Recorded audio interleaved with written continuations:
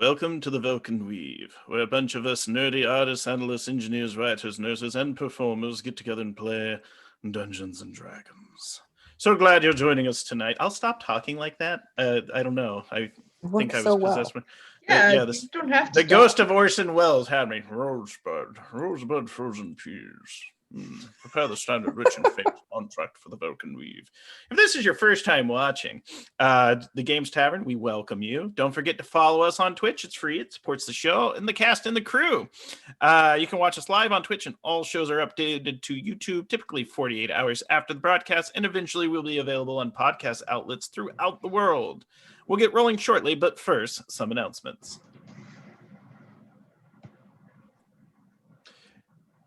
Oh, he was serious. Okay. Remember, if you have Amazon Prime, you can also get a free Prime gaming subscription, Jeff. All right, which you can use to show your support to the show, the cast, and the crew. Prime gaming subscribers get access to more emotes and to a special subscriber-only channel on our Discord server. And this is the final week of our charity streams. The Games Tavern has partnered with Operation Supply Drop to highlight awareness, and you'll have options to support them with charitable giving. With over 1.5 million veterans served since 2010, we know that the giving from OSD goes direct to the veterans in a far away and often dangerous place. OSD supports the troops in making fun where there is none. And with your donation, they will be able to continue the mission and give some comfort to those who protect us all. And a colossal thank you to D&D Beyond, Incarnate, Talon and Claw, and Overhead Games for sponsoring tonight's show. Some great support for your games, and of course, some great prizes this month from them. As part of the charitable donations, we have a few giveaways to unlock. If we get $10 in donations tonight, we'll be giving away a Talon and Claw $25 gift certificate on stream. If we get $20 in donations tonight, we'll be giving away an Incarnate subscription on stream. Incarnate makes map making easy with the most complete tools to make maps and battle maps for your campaigns. If we make it past $40 in donations tonight, it unlocks an amazing Talon and Claw Siege DM screen, which we have seen before.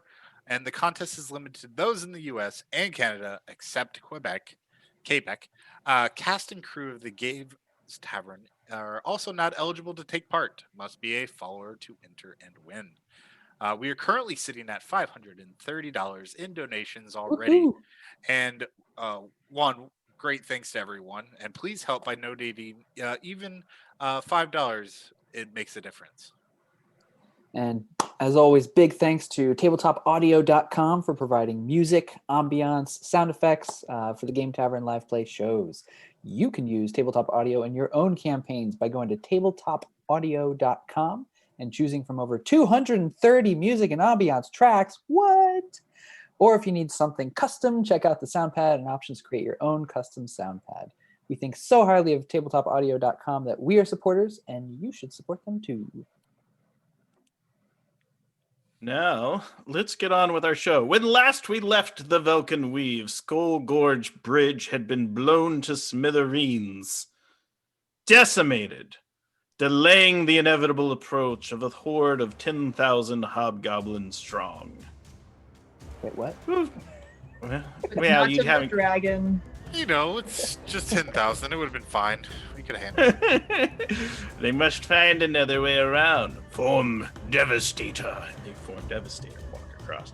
But Predacons. A member of the Velkyn Weave blew it to bits. I believe that was Eldon. The bridge was guarded by a small group of hobgoblins who proceeded to have their buttocks kicked all over Faerun by the Velkyn Weave. However, a large green dragon was also on site, as well as Wormlord Koth, the bugbear sorcerer that was bested at Wrathkeep. Now, before we get diving in, I'd like the players to have an opportunity to earn a point of inspiration tonight. We have a monologue that is as follows. I'd like to hear from each player character. To them, what does real trouble look like? And we will hear from Quentin, Bope, Doliris, Rinian, then Eldon. So, I often think back to my family and stuff, but the situation we're in right now is the physically most threatening that Quentin has ever faced. Normally he likes to antagonize from the background, analyze the situation, maybe write some stern letters, but having riled up the dragon here, this could be it for us. Real trouble is when you disappoint those you love the most. It's the sigh from your wife when you track dirt into your little tree hovel, or the look in Mr. Pepper's eyes when you reach and come up stems only, no more carrots. Just those little black pupilless eyes. Oh, it's terrible. I have always been most wary, not afraid, but wary of people who are completely unconcerned and very comfortable in dangerous places. If I walk into a tavern and there's one brightly colored fellow sitting in the middle of the tavern just drinking his ale, sitting alone, I just leave immediately. So, real trouble. Real trouble brings me back to a night in Neverwinter. And a fog came in. And there's that existential dread that you knew something's not quite right. It's the calm before, because once you see the enemy, once you see what faces you, you understand that your victory or defeat is one way or the other. But when you don't know what's there, that's the real trouble.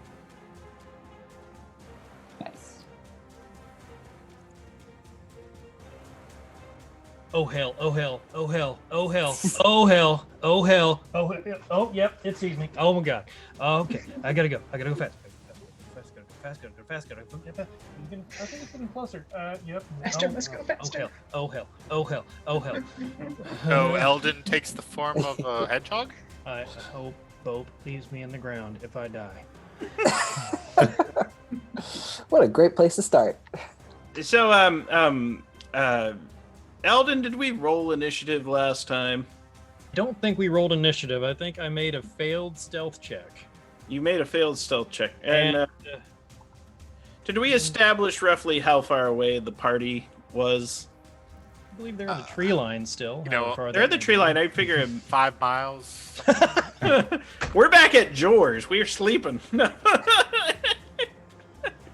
No, those dryads just took us in. Tree line, maybe 100 yards. 100 yards or 100 feet? I was thinking about 120 feet. Does that sound like a fair? I would have had to have been at about 100 feet away when I did the invisibility thing to get Jor out. So. Okay. And it is sometime later. Like, you all waited through the night. Like, you've had Jor for a while. You have the flying carpet. You have a plan, and you have just blown Skullgorge Bridge to smithereens. Sent it crashing down. It is falling down the ravine deeper and deeper to the watery pits below. But let's go ahead and get an initiative roll for everyone. And then go ahead and call it out. Quentin, Bope, Delirious, Rinian, then Eldon. 14. Our bridge is falling down. Thinking that. 9. 22. Woo, Delirious luck. 11. 9. All right. And the Dargan. Dargan. And the Wormlord. Let's see. Actually, that's 10, because I'm a spider right now. You're Spider! Spider time, spider time. I'm a giant wolf spider. Yes, I am faster as a giant wolf spider than a halfling druid. Yes. All right. And then, so the Dargan's going to be 15. And the Wormlord's going to be last. I rolled a nat 1 on that. The Wormlord? Where exactly? Yeah, we didn't know he was here. I think we probably should have assumed that. But he did fly away out of his keep, and did fly away. you had evidence that he had been communing with a dragon. It does seem like the logical place he would be. It's true. Yeah. So it's going to go Delirious, then Quentin, who are slightly far away. You have just seen the bridge blow up and the dragon take flight.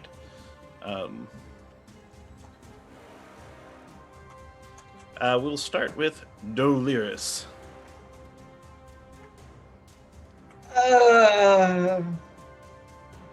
Well, there's a dragon, and there's my friend scuttling for safety, and I don't I don't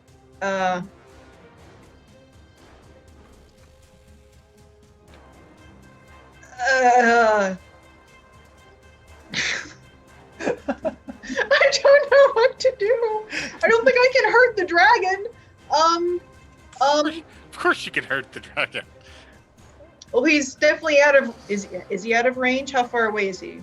The dragon is about 120 feet away. And how far? Sorry. Yep.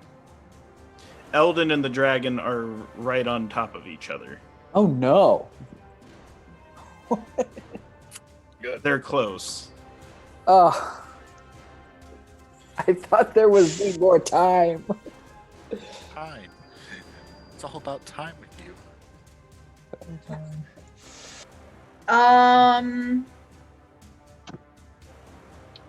I might have an idea.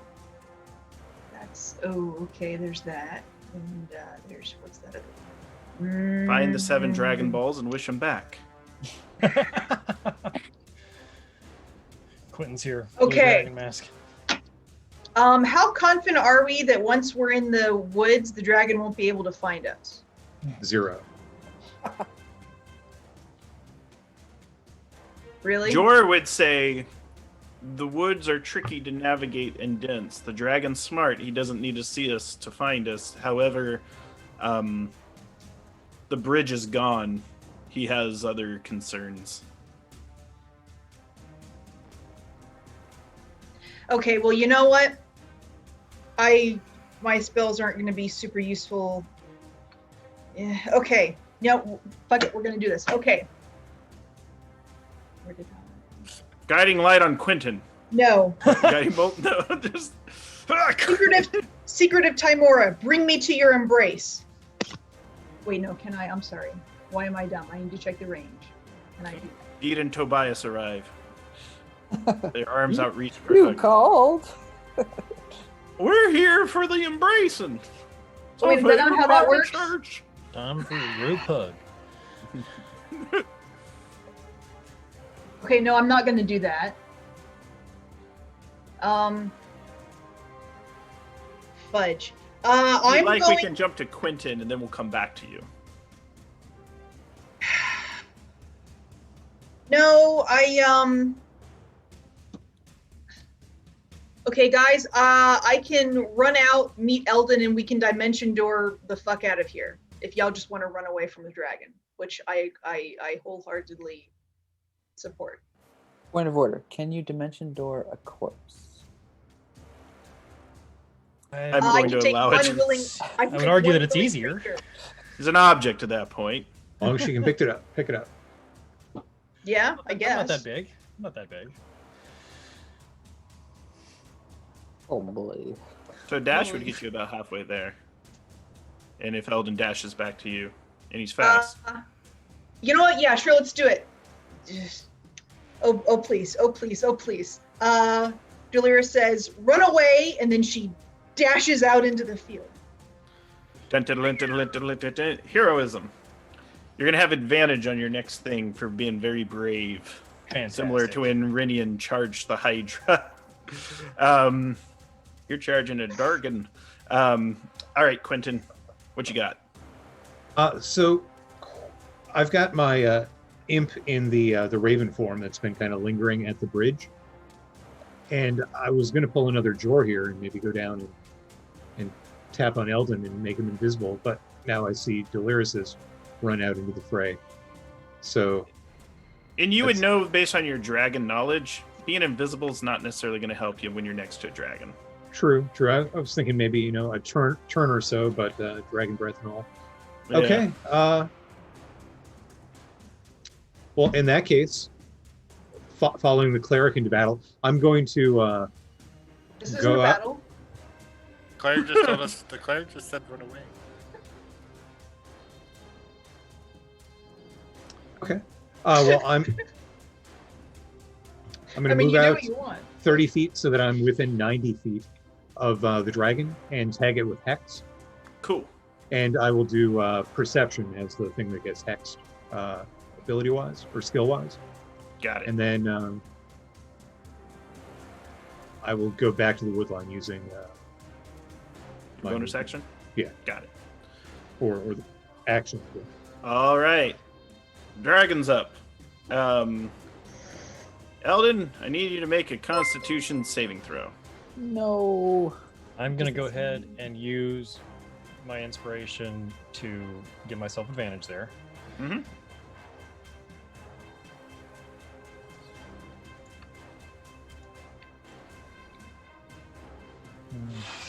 Yeah. Okay. 18. 18 is very good. You make the save, and you will take half of 46 points of damage, Oh. Okay. which may Is even this- be quartered. Is this the poison breath? This is the poison breath, so it Okay. exhales a large noxious fume of poison. A fume of poison just comes scouring the area, and it just combs past you. You said 46. 46. All right. So half that is 23. Half that again because resistant to poison. As a Yes. stout halfling is 11. Round it down. Round it down. So 11 points of poison damage. Now So that knocks me right out of spider form. you're out of spider form. All right. You're still running, The right? wall you were clinging to. No. It's not my turn yet, but yes.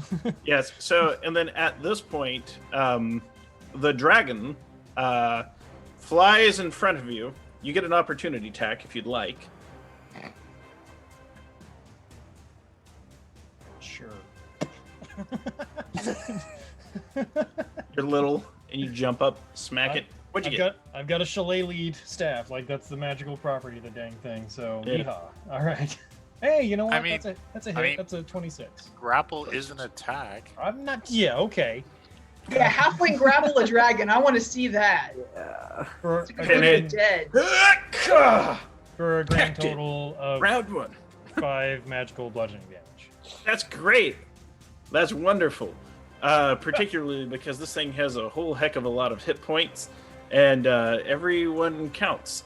So the reason it flew past you is so it could turn and kind of 180 and cut off between you and Doliris. In the meanwhile, because it doesn't want you to get into the tree line.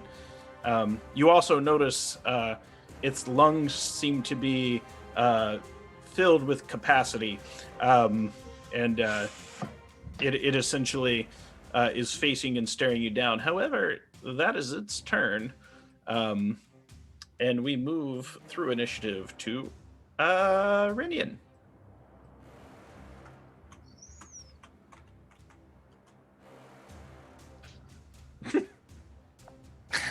All right, so Dragon's now interposed itself between Eldon and Doliris in such a way that Eldon could not get past Dragon, I'm assuming. He would have a hard time. Its back is to you. And Jor's like, let's do it. Let's gang this motherfucker. I mean,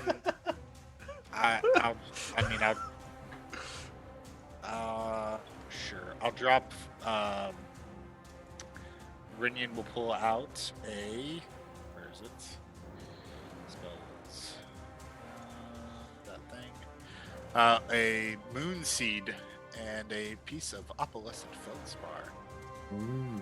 And chants as he calls upon the moon to cast its beam upon that dragon, If it wants to be in the way, well, let's make it not want to be there. Well done. Moonbeam. Moonbeam. So. Constitution.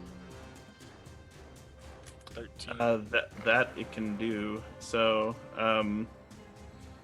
it makes a con save. It got a 16. Yeah, they probably have good saves. They have very good saves. Dragon. Not a shape changer, is it? Not currently. Well, I mean, I think they can. I mean, that's still the people, but 8 more radiant damage. All right, so 8 points of damage, radiant damage. It's radiant, and Zuckerman's famous dragon loses 8 additional hit points. He's radiant. It's a Charlotte's Web joke. I'll be here all night. It's okay. I figured I'd start with a few warm-ups, then tell the funny jokes later on. Yeah. So hold on. I just added like 50 hit points to it. Let me redo that math. All right, there. No. I know. I removed it now. I must have typoed. I was like, wait, why did hit points just go way up? All right. With that, Bope, you're on deck. Okay. Just gonna yell, oh my god, it's gonna eat him! It's gonna eat him! And I'm gonna run after Dolores and say, hey, buddy, pick on someone your own age! And cast skittering, scorching acorns at his back. I mean, since it's at his back, I mean, it's got to be advantage, right? He can't see this. He's surprised. No. Yeah. Okay. we're fighting this dragon anyway, aren't we? Does Like does it. You this- probably does whoop it. Y'all are tough. The lowest was 17. Does a 17 hit? 17 does not. Okay. Then I got a 19. Does a 19 hit? Mm-hmm. Okay. And then the other one will hit. So that's going to be 46. Oh, crap. Oh, well, okay. No. So what did you get on the last one? 22. Okay. Okay. So that's only 10 points of fire damage. There's spellcasters out there, and I have to remind myself, you remember how the dragon was drinking a lot of barrels, right? What do you think were in the barrels? Something high proof. I must remember the modifiers. There's a spellcaster out there too, so I may have to double check on the dice rolls sometimes, depending on what other folks do out there as the reactions.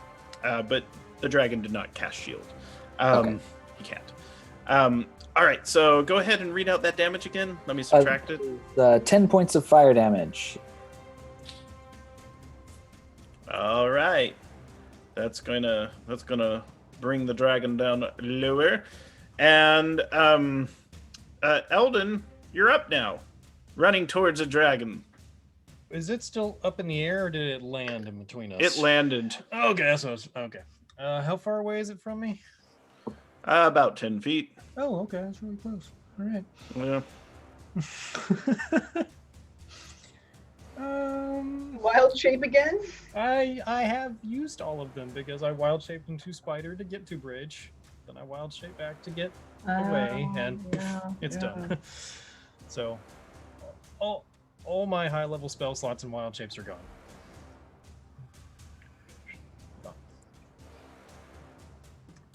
Yeah, worth it.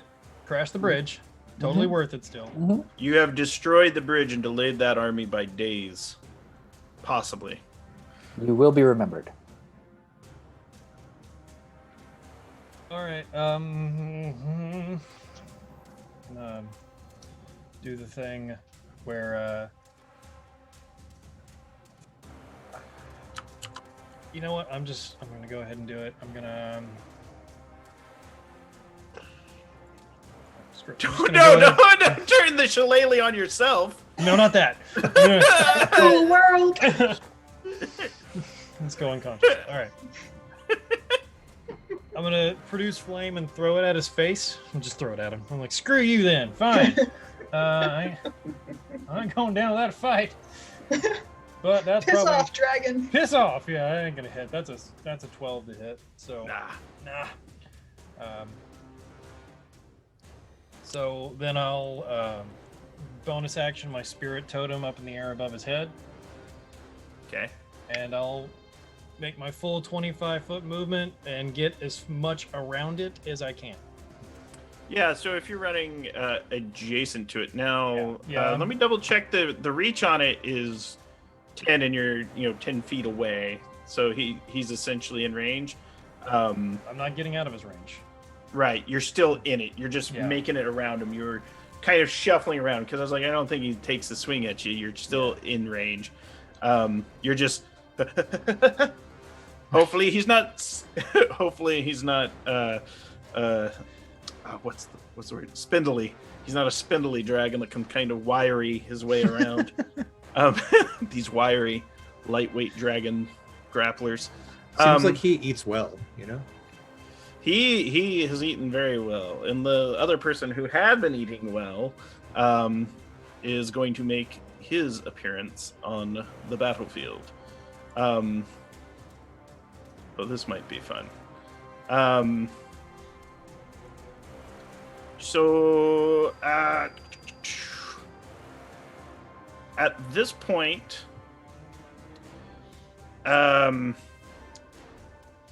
you see a 20-foot high wall of flame begin to close behind the dragon. It's 60 feet long. And it just lines behind him, and it goes up into the sky. This is a large wall of fire. Bope would be familiar with the spell. Trying to prevent Eldon from getting around. And it's directly behind the dragon? Yes. Cutting off the party from Eldon. And with that, we go back to the top of the initiative. It's Delirious' turn. Oof. Don't forget, you have a flying carpet. You have folks like Jor that are like, I'll tank those flames. I don't know if he could. no, He that may probably not- die. But- Gonna be a good call. You know what? Yeah, fuck it. Deploy carpet. Get on carpet. Fly over flames to try to grab Eldon. Yep. Carpet easily goes over the flames. So the flames are, they're only 20 feet high. The carpet has a movement like 50 feet, so it's easily over, and it's over. And you are now next to Eldon. Do you grapple him on? No. Come with me if you want to live. Yeah, we're gonna kind of speed I'm a run willing through creature. the mounted combat. Yeah. Come with me if you want to live. This is like Okay. Aladdin. Do you Do you trust trust me? me? Be better. Yes. You know what? Yep. Merciful Tamora, place us within the tree line by your merciful hand. Let me beep. Mention door. You're gone. And I assume the carpet goes with you? Yes. That one's not a creature, right? Like he's an item. He's a That's all. sentient item. Uh-oh. Yeah. Yeah, he comes with. Makes sense. Wait, no, he doesn't. I leave him Nimble! there. I leave him there with orders to save Bope. Bope? Yeah. If Bope wants to go, Bope can get on the carpet and fly away. If Bope doesn't want to go, then Nimble will skedaddle. I don't even think Bope's that far on the other side I of was the like, fire. Bope's only about 25 feet from the. Yeah, it's like, he's got at squat least legs. 35 feet to the fire. Yes, but the carpet can move to Bope. It flies. Oh, I you get know. you. Yeah, okay. So the carpet will up and at him. All right, I got you. Up and at him. We'll figure it out. I'm not going to have the dragons catch the carpet with its talon and be like, Thank you, because I was very "Oh, afraid of noisy." that. I was very afraid of that. I can feel Reed being like, nah, how do you get it? Ah, no, eat it. I don't think it would aim for the carpet. Now, the Worm Lord on the other side would be like, a very fine carpet. It will be fine. Teleports over to it, snatches it. I will fuck him up if he steals my carpet. That's a fight I'm willing to pay money to see. The Warlord's not going to call it nimble either. He's going to call it something evil. That bastard. And with that, it is Quentin's turn. So there's a big wall of fire. You see the carpet coming over. Actually, no, the carpet's behind. You see Delirious and Eldon appear victorious. With the 20-foot high wall of fire, does that block my line of sight from the wood line to the dragon? Let me double check. So the spell itself says the wall is opaque. So yeah, it would. Okay. Well, plan B then. So I've got the invisible raven-formed imp up on the remains of one of the bridge-like towers, and I can speak through it as per my invocation. So being a bit of an actor and a mastermind, I'm going to try and mimic the voice in the dragon call of like a brass dragon, which seems like it would be a good enemy of, like a green dragon. Kind of. Yeah. And, give out the best roar that I can, like, hey, new dragon on the scene. Would you like a deception check? Would I like a deception check? Yes. Okay. Would that be with advantage? Sure. That's horrible. 21. 21 is not horrible when the dragon rolled a 4. So it's just kind of like, ooh, who speaks? Show yourself. And I'll say Felgalas's name. Yeah, the flying disaster. Felgalas. Thought he was imprisoned. The gold dragon. He was a bronze dragon. He was bronze. Yeah. Golds are evil. Oh, they are not. No, they're the metallic dragons. He's just being a smartass. It's so easy. And then I will bonus action hide behind some trees. All right. Osiridian, the green dragon, is now very put off by all of this. And it's one of those things, like, there's no such thing as double advantage, but the fact that, you wear a dragon mask, you are well versed in draconic lore, you are a bit of an actor, and you are speaking through and putting on this dragon persona. Osiridian is old, but he is very unnerved from this. He's like, I will find him and pluck him scale from scale. Constitution roll, please. Who, me? Yes, you. Couldn't be. Then who? Sorry. Oh, that's for the moonbeam, right? Yep. All right. I rolled a 16. Yeah, 5 damage. Boo. Ouch. We shall whittle him down. Death by 1,000 paper cuts. Tick. Tick. And with that, after Quentin's turn, it is the dragon's turn. The dragon is going to go up and over the wall and can it sees old Bope Whizbang. Hey. Hi, Bope. Hello. Need you to make a cut. I was gonna say, I was like, well, there's no one out there. Then I was like, but Bope's out there. Not only that. What's that? I'm in the tree. I'm in the tree. And he gets in the tree line casting moonbeams. Never mind. I know, he and Jorb out there brewing moonshine with the dogs and having a good old time. That sounds like it'd make a great song. In the tree line, casting moonbeams. You can only call it moonshine if you age it in a moonbeam. Hey, Bope, make a Burn. Constitution saving throw. That means You'll burning is 14. I'm not gonna say it. Don't say it. Don't say it. Okay. Let's see. I rolled a 14, and because of my beautiful necklace, Good. I get a +4. So that is Excellent. 18. So you only take half of 45 points of damage. Brush it Okay. off. Brush it off. All right. Okay. And that poison breath is going to end up recharging again, most Oh likely. no. Yeah.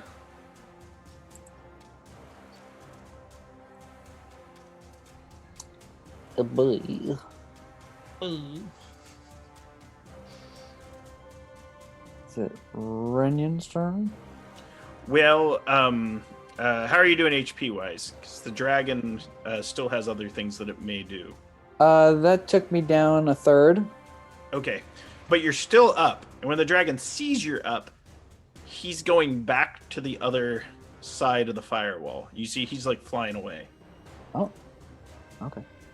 Because if he's hit Eldon with one of those. And he turned from a spider back into, a druid, and got rescued on a flying carpet, and then he goes over the wall, and he does his death blast on you, and you're still standing there. He's gonna go powwow with Koth. That's kind of the behavior. He's having some confidence issues. Well, he was hired to protect a bridge that blew up. I swear this never happens. We had one job. Not only that, you guys harassed them psychologically for a few days, murdering every hobgoblin in the area. We're good at that. Yes. All right. Murder. But... So at this point, we can stay in initiative. They're on the other side of the wall of fire. You can't quite see them at this point. Can the imp see them? Probably not. Where is the imp? He's on the other side, though. Yeah, he's on I'm assuming there's a bit of the bridge left, like the tower part. He's perched up top there. Oh, he sees the dragon is making his way back to the tower, and he can see the silhouette of Wormlord Koth in the tower where the dragon was. Okay. I'm verbally playing that out to whoever is near me. Newly arrived Delirious and Eldon, yes. Yes. Good, leave him. You okay there, buddy? You need a top off? No, I'm actually fine. Old spider form saved me. That just scared the hell out of me. I fear we have been nothing but delayed them, though. I'm sure they will find another way across, particularly with a caster as strong as that. There is another bridge, but Around. At this point, I've scampered back. Whew! Boy, did you see that? He's scared of my acorns. Get him every time. Oh, Eldon, how'd you get here? Delirious. Oh, hey. Oh, so I didn't need to run out there. You did say that. I did. I I didn't told you to believe run away. Jor has 2 bottles of moonshine that he's offering Eldon and Bope. Where's my bottle of moonshine? You didn't get poison blasted in the face. Take a big swig. No, but I ran out at a dragon. I ran alone Right. at a dragon. I take a big swig, then I hand it to you. Here you go. Thank you. This is true. Thank deserve you. it. Thank you, Delirious. Yeah, anyone that takes a swig, it's like 2d4 plus 4 points of healing. Ooh. Oh, it's that kind of moonshine. Yeah, it's Renian and Jor's special nectar of the woods. We found some obscure melons. So we do have some forest giants incoming, hopefully. You do. And I think we should plan further harassment with their involvement. I'm thinking we fly over their camp at night and set fire to their tents and artillery wagons, whatnot, and stuff. Remember that the dragon flies. Oh yeah, damn it. That fellow Damn it. flies. Well, maybe he'll piss off. And I'm kind of tapped right now as far as super impressive stuff. Oh yeah, well we can rest. You're Great always to- super impressive, Eldon. I would like to send Shadow, my invisible raven imp, a little bit closer to try and listen to what the dragon and Wormlord may be talking about. Okay. So, you send the imp, and you can hear. They're making the decision to abandon the position and go meet back with the horde up at Cinder Hill. They are on their way. They should arrive here in the morning. And they think they should head off and meet with, they say the name Karth in the preliminary horde before pursuing you all into the woods. because they should still make it to Drellin's Ferry in good time.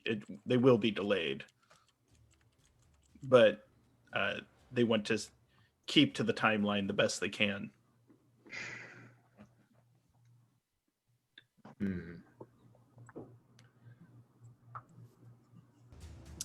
With that, your imp knows that he is now noticed. I will use an action to unsummon him. So he's gone. All right. What was that? Velgolis hires fiends? No. Yeah, the name of Felgolos was spoken too, so they're going to send that one up through the ranks. Wait, you're getting good people in trouble. The Emerald Enclave is everywhere. Their reach is far and wide. Forgive my addled 300-year-old mind. We warned Drellin's Ferry that a giant army's coming to destroy them. We found that out and haven't told them yet. Didn't we? Because I thought you were preparing for it, unless that was all in my head. We haven't been back yet. Not the specifics of. So here's what you do know. They had been attacked a lot. They knew that there were a bunch of hobgoblins in the woods. They knew they had been murdering merchants, and they wanted to know the scale of the assault that was on its way. Oh yeah. We should probably tell them. Does anybody have sending? Does anybody have the ability to send messages over long distances? Eldon does. How far is Drellin's Ferry, though, from here? I don't. Several days. It's like How far away is the carpet flies? Carpet could reduce the time. It'll still take you a while. The carpet could probably get you there in 3 days instead of 4. That's not great. Yeah. Maybe we just rest tomorrow and then Eldon does the sending once he's has his spells back. Jor's wondering where we should hole up. He goes, we could go back to his place, but it's going to take a trek. He's like, he does know of an old dwarven chapel in the woods back when the road builders were building the roads. If you remember, there was the Don Way, the old bridges and things like that. He's like, we could go to the dwarven chapel. It would take us most of the day to get there. Well, it's already late in the night, right? Morning is coming soon. Okay. No, we did the attack at break of dawn. Break of dawn. Okay, gotcha. You're harassing them all night. Is there a place the forest giants would muster, Jor? They would be mustering in the low hills and making their ways. They should. My guess is before noon today, their numbers will be found in these parts. And yeah, the Dwarven Chapel sounds like a good first place to go anyway. Yeah. Why don't you ride the carpet, Eldon? I bet you're very tired. I mean, I'm a little shaken, but I'm all right now. Thank you. I climb up. Don't mind if I do. Is that okay, Nimble? Or are we okay to ride you? Nimble gives you a tassel up. It's okay. It keeps looking up into the sky to the north. It's like, that airship should have been here by now. Where is it? Oh, ho, ho, ho. Dramatic moment. You're showing up to Drellin's Ferry and there's just an airship over it. Oh, they took the other way around. No. We went forward. I don't have sending. Yeah, I don't think it's a druid I spell. thought that was a cleric spell. Animal Messenger you've used. I could use Animal Messenger. Yeah, that one. The dog. But Animal Messenger only lasts for 24 hours. I don't think any animal would make it there in 24 hours. How about an unladen African swallow? Well, I'd have to do some calculations first. Great. Did you hear that? I heard that. That was great. I did. I could pray for sending. Let me. If that is, it might be. Yeah, it's third. Is it third or second? I don't know. Wormlord Koth has it. You could go ask him to send it. Not today, Satan. We're on our way. Yeah. Where is Cinder Hill from where we're at? Ooh, Cinder Hill. Do you remember your map? I do. That would be north of the North and west? North and west Yes. of the gorge. Yeah. Okay. So that's where they're rallying. Yeah. And we're all kind of south. And my animal messenger and air messenger can travel 50 miles in 24 hours. The spell says. How far away is Drellens Ferry from here? Is that within? It's about 3 days. And remember, it took you a while to get to Jor's place in the woods. Then it took you even longer to get north. Which is so flying there. I just was wondering for the distance because an animal messenger could shoot 50 miles. You could send a bird. Is what the spell said. Okay. I'll just pray for sending. It's fine. Okay. Well, I think I can. Well, I don't have it prepared yet, so never mind. Yeah, I don't have mine prepared today anyway. So if we're gonna have to rest anyway, then I might as well be able to do it instantly instead of have to wait exactly another day for a bird to get there. Exactly. There are a number of hindrances to the horde. The bridge has been destroyed. Koth lost his keep. And Morale. What's that? Morale at being bested by a spider. I mean, yeah. Sour grapes. Little spider too. But also, there are a Rackle-Gnaw and the forest giants are going to be arriving today in number. And if they see them coming around the east side of the gorge, they're gonna give them problems. Eldon, did you want to send an animal messenger perhaps to Ozymidian? You know, something rude and aggravating? I couldn't today if I wanted to. I didn't plan for that. I'm picking up what you're putting. I'm picking up what you're putting down, but I don't think I can manage it. I got to know where he is too. Like if he's not in the exact location or pretty close to it, it ain't gonna work. Cinder Hill? Anyway, but insult his dragonhood. Sure, I get it. That'd be pretty much sentencing that poor little animal to death, though. Oh, is it real? It would be. Ooh. I'd have to find one nearby. Cast a spell. I said Circle of Life. Would it make you feel better? Not particularly in this case. New spell added. Oh yeah.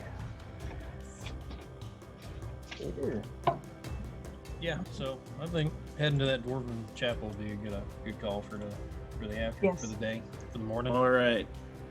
Jor lets you know that it's in the side of the Witchwood he doesn't typically trek. So stick close, because you've already been worried of various baddies, from Ettercaps to the Dryads you met earlier, though they were fairly benign. The shambling mounds that you outsmarted, and the Hydras whose heads you severed. You travel most of the day. The forest is shady.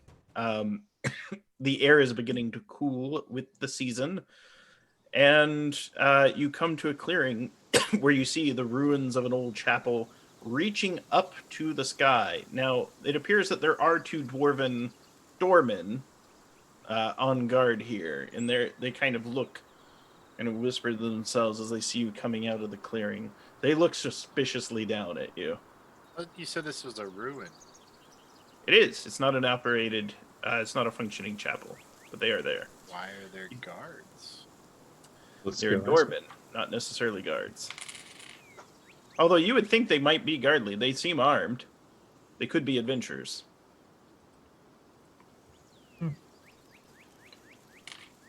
All right. So you're walking closer to them. So they seem like afraid to go in through the door. Hey, is this your chapel? And they speak to themselves in a low, guttural voice. Nah. We'd like to think it is, but nah. Why not? Finders keepers, right? Well, we kind of don't believe in this god. You say it like that. Oh. Why not? It's one of them old ones. Pantheon probably falls. That's why these dwarves fell into damnation. I don't think that's how gods work. They kind of shrug at that. They're like, we wouldn't know. But you might. You look saintly. Can I interest you in Our Lady of Mysteries, Timora? Yeah. Goddess of good fortune. She's very fortunate to have a follower like you and them as they kind of motion to this motley crew of non-Timora worshippers. Yes, these are my Apostles. holy seekers. I would have accepted flock as well.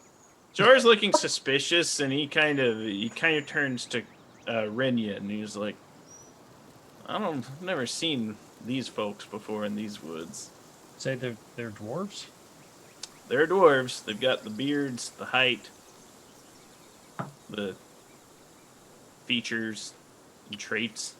Okay, Sorry, go fellas, we were kind of hoping to rest out here for the day. Didn't think this place was being occupied. It's honestly a little bit of a surprise to see you here. Well, the truth is, we find ourselves a little lost. We'd come to the Witchwood seeking treasure, and we heard there was an ancient keep. Didn't seem to find it, managed to lose our way, and found this here chapel. How many in your party? Just you two? I say Just behind us. my iron mask that I've illusioned on my head. They say there's 3 of them. Where's your comrade? He's behind you. And at this point, Doliris, why don't you make a perception check for me, not passive? And there's reasons why you would have to do this and reasons why you would not detect the comrade. Sure. I will not fight you on this. 24. 24. So at that point, you see, appearing behind you, a large creature with a monstrous face appearing. It has a large glaive and a horned head. At that point, I need everyone to roll initiative, and they will not get surprise on you as the 3 Oni that have attempted to deceive you attempt to do you harm.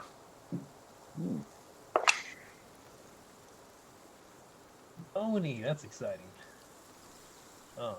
No, Oni.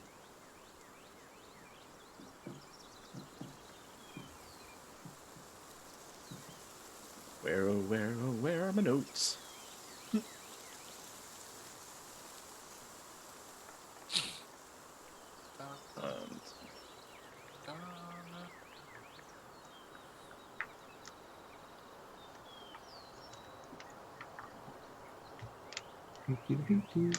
One second, let me... There we go. How to get to the right browser tab.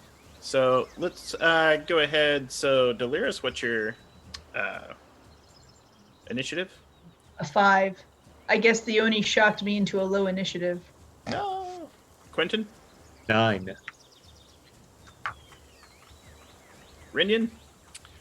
17. It's very helpful. Bope? 8. Who goes there? Eldon? 10. Wow.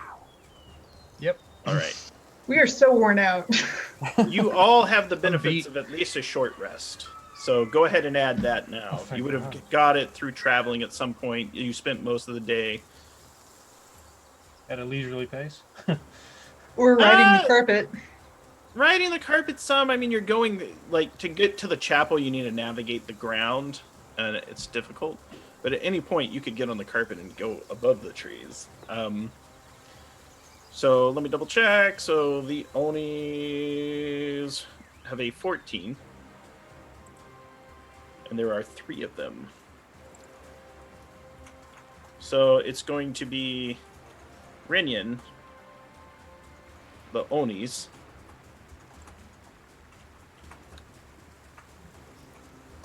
and then we will proceed through initiative with Eldon, Quentin, and Bope. All right, so Rinian, you're up. Having heard the warning from Delirious, Yes. Rinian quickly spins as he was already towards the back with Jor in the first place, and launches himself at the Oni from the rear, that's already in Oni form with its glaive. Yes. As As he does so, as I do so, I bonus action branding smite as I attack. Excellent. So let's see what you get. He has an armor class of 16. Ha! I have a 17. That hits. So first of all, we'll do that, which is a solid 6 magical slashing damage, plus 1 frost. I have min damage, guys. Min damage. and then branding smite will go off, hitting him with an additional 9 radiant damage as he starts to glow with a bit of a greenish light. All right. Brilliant. Yeah. So you catch with your branding smite and your powerful attack on the Oni, lacerating its side, reaching past its glaive, in catching it. And then Rinyan, I go to smash it down with my shield, attempting to knock it down. Contested strength athletics or dexterity acrobatics. You're probably going to knock it down. I don't know. My rolls have been pretty shite. Yeah, he's got a 14. Yeah, he beat me. I got a 13. Oh, the first time Rinyan has not been bested in the shoving matches. Well, he's larger than me. It's only fair. It's like, Jor gives you that like battle buddy push, and he goes over. No. If we want to develop Jor Rinyan wrestling moves, where it's like you set each other up, work out those mechanics. From the top rope. He uses his reaction to set you up.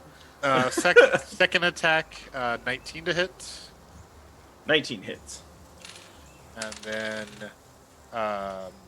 11 more slashing magical damage. Mm-hmm. 4 more frost damage. As that completes my turn. All right. And that Oni looks at you. Let me double check this just to make sure this works. If it doesn't work with him, it'll work with the other one. At the start of the Oni's turn, the Oni regains hit points. Bum, bum, bum. Motherfucker. And I will say, this is an encounter to be very careful, crafty, ingenious, and rather than being a sack of hit points, Onis are complicated creatures with a whole plethora of abilities. You do know that the door to the ruins is open, and there are the 2 dwarves that stand in front of it. At this point, let me double check.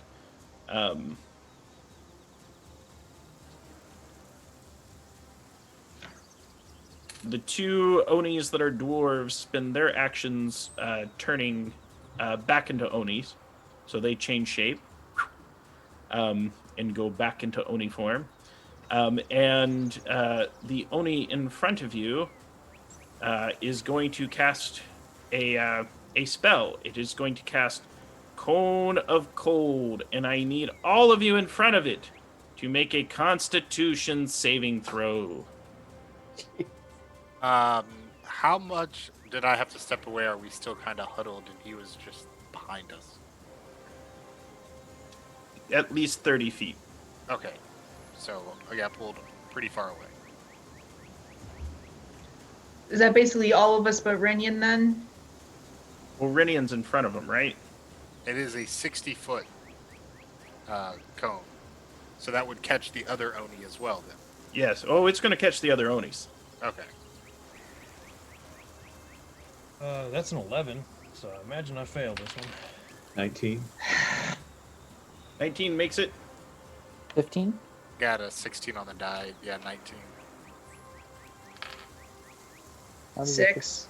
How's a 15 do? So anyone that got a 13 or higher meets beats will take half of 37 points of damage. Oh my god. Holy shit. Yes.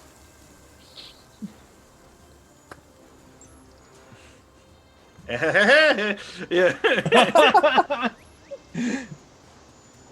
And yeah, so the Oni sprays the Cone of Cold. And at that point, cast sleep. No, on Uncle Jor. No, and Cast 2 spells in a turn.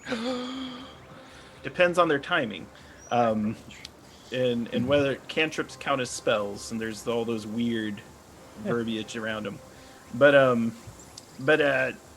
yeah, they don't do that. And then the other Onis are kind of moving to surround the party. So one goes left, one goes right. They have their glaives. They're getting ready to get in fight. And now you know they have very powerful once per day abilities. They have a number of them, and they are getting ready to engage in combat. And with that, we move down initiative to past the Onis to Eldon's turn. So they moved apart from each other then? They're not standing next to each other, no. So one's on the right side, one's on the left side. They haven't moved into engage just yet. They've created some distance. Right. Leaving the port to the ruins open, and you can see that inside there's a stairwell that goes down. Did it look like they got blasted by that cone of cold affected at all? Absolutely. Okay. Now, I will start with summoning my spirit totem right in front of us, between us and the temple, the bear spirit totem, and we all get 11 temporary hit points Thank you. right off the bat.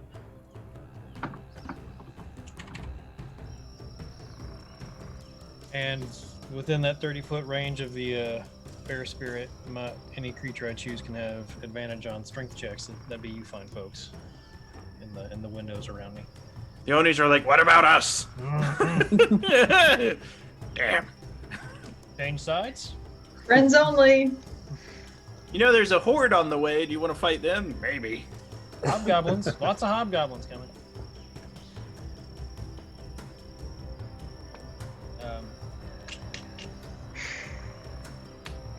Do the glaives look like metal? There are metal portions on glaives. The And handle? he's asking if the haft is metal or not. Or is that wood? Or if they appear to be wearing some sort of metallic armor of any flavor. Difficult to see in their cloaked forms. Fair enough. Fair enough. I had to ask if I could see anything. So, according to the internet, these glaive handles are PVC. I looked up how to make a glaive. Actual pipe insulation, covered in black cloth. Well, had to check. Okay, so that's not going to work. I'm going to... Maybe, how close is the closest one to our little group right now? Are they within 15 feet, or are they still circling wide? They're circling wide. You'd have to get in on them. Now, I am also, while that goes on, I'm Googling to see if there's any so according to the official ruling, only the blade on the glaive is metal for this purpose. Okay. Ooh, that could be a nasty offensive weapon if you had that in the cast. And they said apparently it doesn't do any extra damage. I was like, oh yeah, because that's what people are like. Well, can we? Yeah, that's what I'm saying. Okay. Could cut ice or butter really easy. The wood starts to burn from the heated blade. Yeah. Cauterize the wound. All right. Well then, I will run out to within 15 feet of the one moving around our right and thunder wave him in the face. So he needs to make a con save. 14. He only got 11. Not him in particular. Yep. That'll do 10 points of thunder damage and push him back 10 feet. I'm pushed and thundered. And with the remainder of my movement, I'm going to head towards the temple, the chapel, and be like, get in there. Going in, Are you going to stand in the port, or are you going to start to go down the stairs? So from your position, you can move about 10 feet down the stairs. Oh, like that? I can get that far in. Okay. Yeah. Probably just go inside the door, I guess. Okay. I'm small. If the tall ones could step over me if they need to. You're little. Yeah. The door is wide enough that 2 people could get in if they wanted to. It's where a door used to be. These are ruins. With that said, we will move down initiative. Assuming I keep minimizing my little Velkyn Weave combat tracker. Where did you go? Ah, here we are. Did I? It's disappeared. So I believe it's Quentin next, or Bope. It was one or the other. Somebody Apologies. had 9. Whoever had. I think. I had 9. I think Quentin and then Bo. Yeah. Okay. How close are the 2 that were closest to the doors, next to the doors now? They moved away? They're beginning to circle around you, so they moved out. So if they were about 10 feet away, they moved 15 feet out to the sides. They're moving to come around, leaving the door open. Okay. Is anyone adjacent to either of them right now? The one that is closest to the others is Rinian back to the others. No one is adjacent to the Onis. Gotcha. Okay. In that case, change of plans here. I will bonus action dash and go for the door. Going for the door. Yeah. You should be able to get in the door. Do you want to go down the stairs? What the 9 hells? Sure. Yeah, I'll go down the stairs. I got a 60 move right now. All right. Feet and feet. So as you begin to go down the stairs, as you come down about 10 feet, you are of weight that you cause these old decrepit stairwells to collapse, and you fall the rest of the way. So now you're only going to take 14 points of damage when you hit the ground, followed by 11 with the rest of the rocks falling on top of you. Jesus. You are not... So you are now down, and the stairs are down, and you look up, and you can see, it's a good, like 40 feet up. Grant? Yes. Are you punishing us for not fighting the dragon? No! Because I really feel like we're being punished for something here. Go take running the encounters. stairs. I'm running encounters for 7th level characters with a bunch of abilities and a flying carpet. The fun thing is when you normally beat up the Oni as they turn into their gaseous form, then go down, then the party chases after them and falls down the stairs, and they're like, dang it. Yeah. We're just Gaseous form, you say? skipping some steps. So Quentin, yeah, you are now down at the bottom. Trap check. And yeah. yeah, I mean, if I got any movement left, I'll kind of shake it off. And I'm looking pretty ragged, but yeah, I will start. Yeah, climbing back up. Oni looks over. He's got very good arms. Yeah. Very nice. Bope, you're on deck. Oh, Right. Eldon's in the doorway too. You just see that, like, just. That just happened. Let's not talk about it. So how far apart are the Onis from each other? They are at least. They're in the form of a triangle right now. Yeah, they've formed a triangle, so they're about 60 feet apart in a triangle. Okay. So they're really spreading out. Okay. Penicillin. And you said they're large? Are they humanoid? They're large. So Onis, for the mechanical purposes, are not young green dragons. We're done with that. They are large giants. Oh. Okay. Yes, they can polymorph into smaller medium humanoids, or be a large giant. Okay. Oh my gosh. We don't want to be grouped up. Okay. So right now, Dolirus and I are kind of in the middle where we were. Eldon's in the doorway. Quentin's inside, and Renyon's like 30 feet back. Yes. Okay. You can see Renion's not worried at all. He's already got Rinian is not worried at all. And the Onis themselves are like 30 feet away from me in every direction. 30 feet away from you in every direction. Oh, jerks. Okay. I'm just gonna start booking it towards the ruin, and I'm gonna turn to the Oni on my right and just say, "Hey, you! How do you know if there's a young green dragon in your closet?" He goes, you open the closet and check. Looks to the other Oni, who's like, I don't know. Because you can't close the door! Make a wisdom save.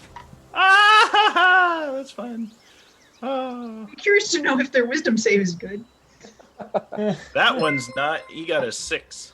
Okay, he falls down laughing. Everything is hilarious, including... I love to laugh long and loud and clear. And he's like Mary Poppins on the floor, starts floating around.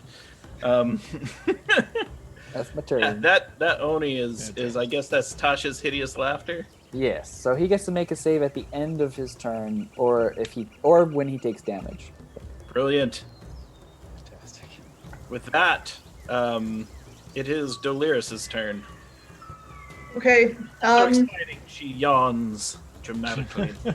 Tamora gives me the strength to carry on the fight. It's a level To 3 herself. cure on myself because I am very hurt. How And hurt are then you? I have 9 hit points left. Ooh! And then I run for the door, deploying nimble the carpet in front of me so I don't fall down the stairs I heard a cry from just now. Right. Ah! That was a really Dust. good roll. Dust. Crash, Good job, scream, man. crash. Yes. Anything else done on your turn? Nope, that was it. Okay. One of the Onis turns towards the door as you go in, and Nimble is deployed. You are currently in the doorway, Eldon, Bope, and Doliris, and one is fighting Rinian. One is on the floor laughing. The one fighting Rinian is going to go ahead and make I go some first? attacks. You do go first, Mr. Initiative. Mr. Smarty Pants. He's like, yeah, I DDT him. Oh, by the way, yeah, Jor gets to go too. That reminds me. So let's see what Jor does to this guy. Fucks him up. Something gnarly, I hope. Yeah. Let's- Give him Just- the I chair. just- I just Oh, used my yeah, he does. shield to protect myself, so I put it up. George jumps on my shield, and I. Shield! Drop the elbow. Jor hits the Oni twice with his large club for 26 points of damage. He Oh, got nice. 2. He double critted, and that is great. Time for it. Yeah, that's good. Real good. That's excellent. So, All right, Rinian. Happens when you jump off the so first, bonus action Thunderous Smite. Next is first attack for a 20. 20 will hit. That'll be nice. 12 magical slashing damage. 3 more frost damage. And Thunder is 2d6. For 7 thunder damage. A DC 13 strength check.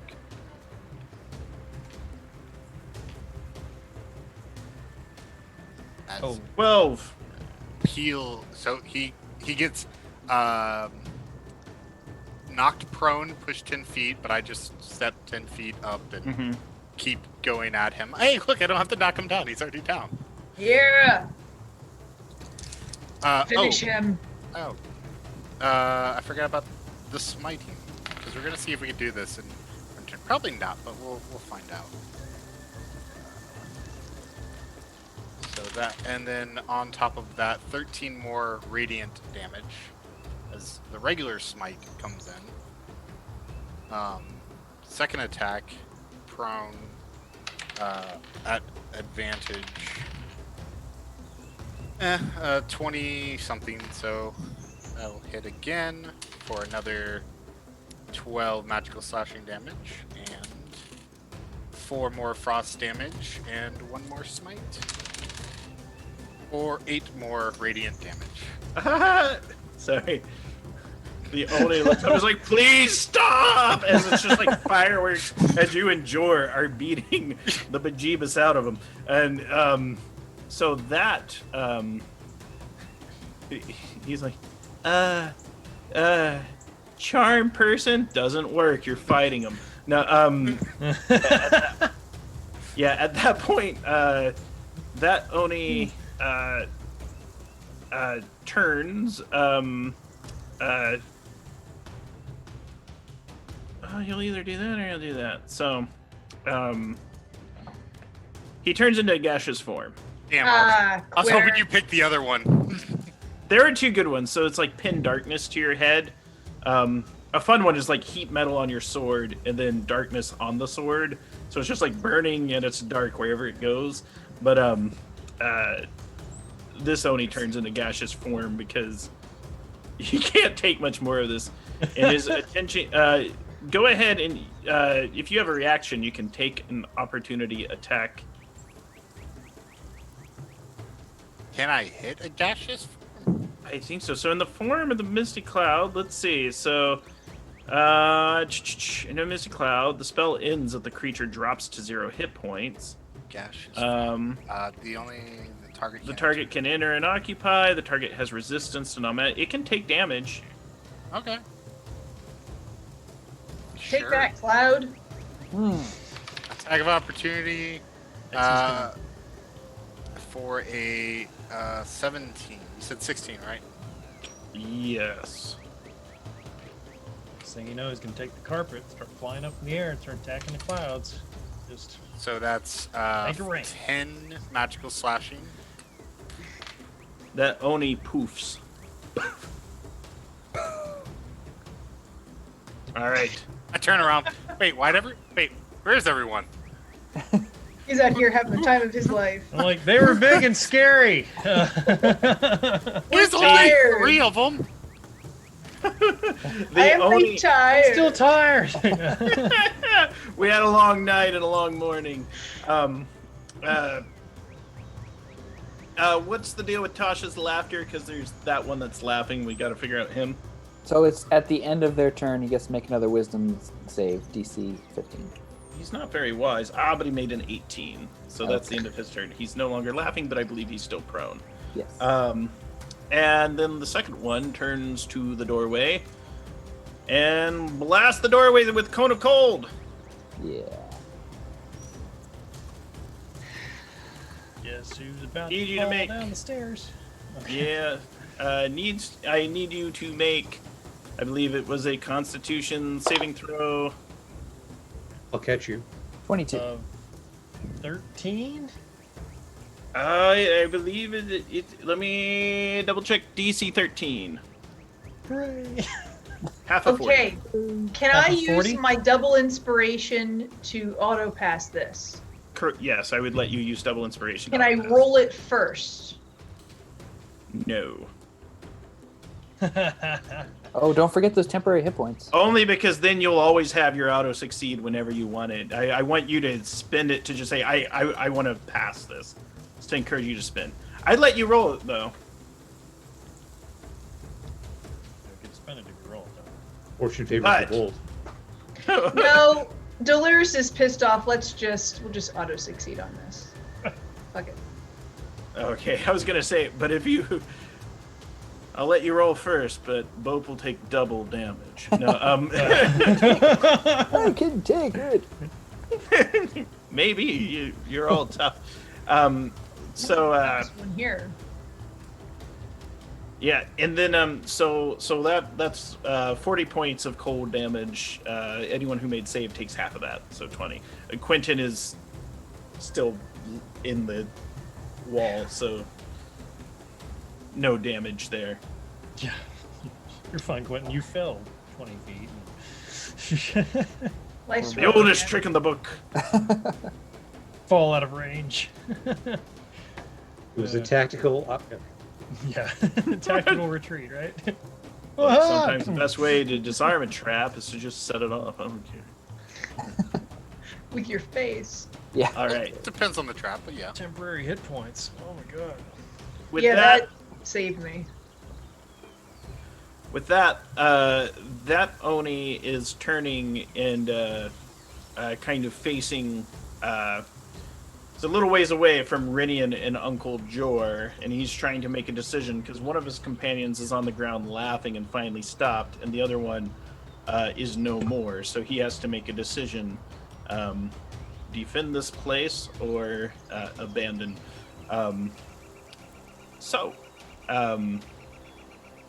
We're going to move through initiative and go past the Onis, and it is now Eldon's turn. All right, so this is what I'm gonna do.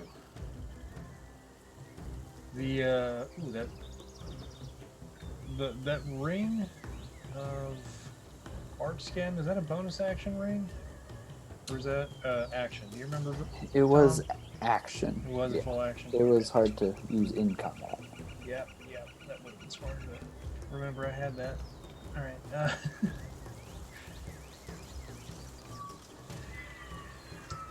I'm gonna move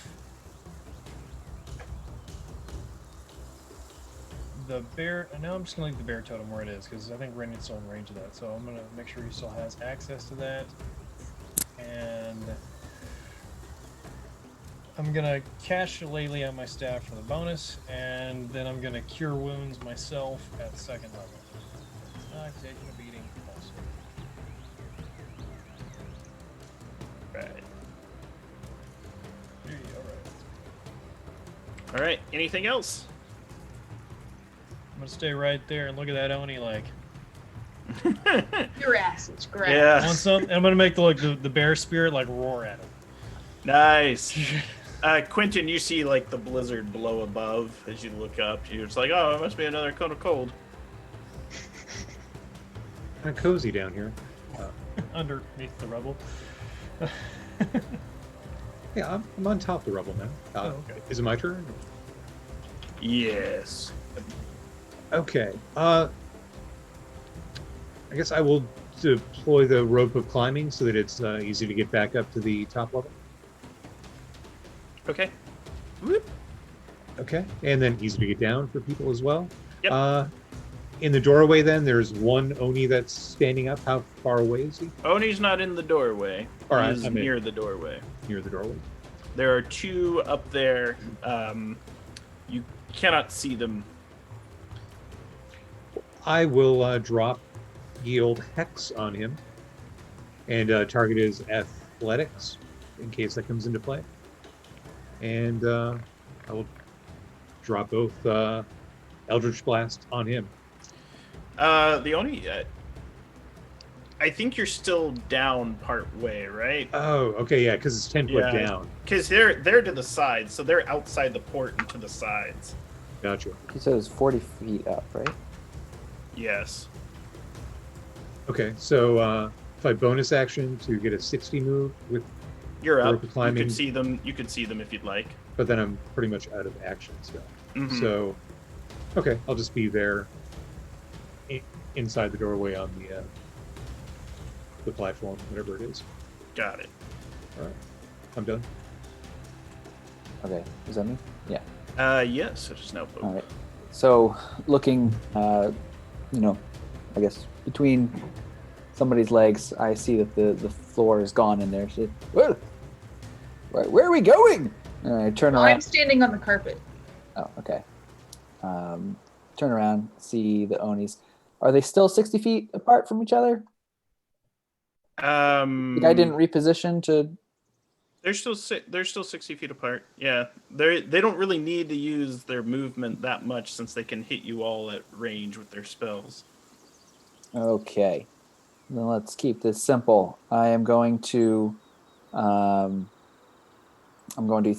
an acorn on the ground, and as it hits the ground, it blackens and rots, and you see this whisper of blackened energy that then immediately shoots across the grass towards the Oni that just cone of colded us. No, it's the one that was laughing because he still has a cone of cold, right? I think. Okay. And I'm going to need him to make a Constitution saving throw as I cast Blight on him. That's a good idea. Not Blight. Not Blight. He's not made of plant matter, is he? No. Okay. He's secretly. He got a 13. He's about to get blighted. Nice. Nice. That is beautiful. He even has high modifier. Wait. He got a 16. No, he didn't. No, he didn't. You said the other thing. I know, but it's a saving throw, not an ability check. So mean. He has it. Okay, well, I rolled a lot of 7s, so let's see. All right, that's 14, 21, 22, 30, 38, 44. Ow. That would have been good. What type of damage? Necrotic? Necrotic is going to do a lot of damage to this Oni. All right. Like, hey, where are we running in the first place? Yeah, a whole lot. Yeah, that lumps up that Oni something horrible. And then I'm going to No, and then. move out of. I'm going to move back to where it was in the middle. Just get away from the clump. Walk. They all turn on Bope. Aha! I'm ready. Right. And with that, we move to Delirus's turn. Hymora, goddess of vengeance, show me the evildoer. And that's guiding bolt at level 2 at the one who still has the cone of cold left. Okay. I rolled a 22. It's at disadvantage because he's prone and it's a ranged attack. Min-maxing! I rolled a 24. Yeah, it's like he's... So we still hit him. Nice. Give me... Oh, fuck, there's 2 1s. 14 radiant damage. 14 5d6! He's glowing and he's... It's not even half! No. It'll be okay. We got. I don't. Most of us aren't min-maxed. Speaking of most of us not being min-maxed, Drinian, you are up. I am not min-maxed. Oh, Jor gets to do some swings. He's out of range. He's charging towards the Oni that's not prone, and he's just like, I'm gonna wallop you. Please do. He does. He attempts. Let's see how he does. Jor takes his big swing. Jor lands 2 hits. Oh, and he has advantage on those. Well, not that it matters. No, well, he's not hitting the one that was hit with the guiding bolt. But yeah, if he okay, does have never mind. advantage. Yeah, he smacks for 16 points of damage. That's great. That Oni is pretty softened from the blight. And we move down an initiative to Rinian's turn. So, Rinian 2 will move after the one that was blighted and guiding bolted and struck by Jor because he wants to defend his friends from getting hit by yet another cone. Jim. So, how far? Jor got there, so I guess close enough.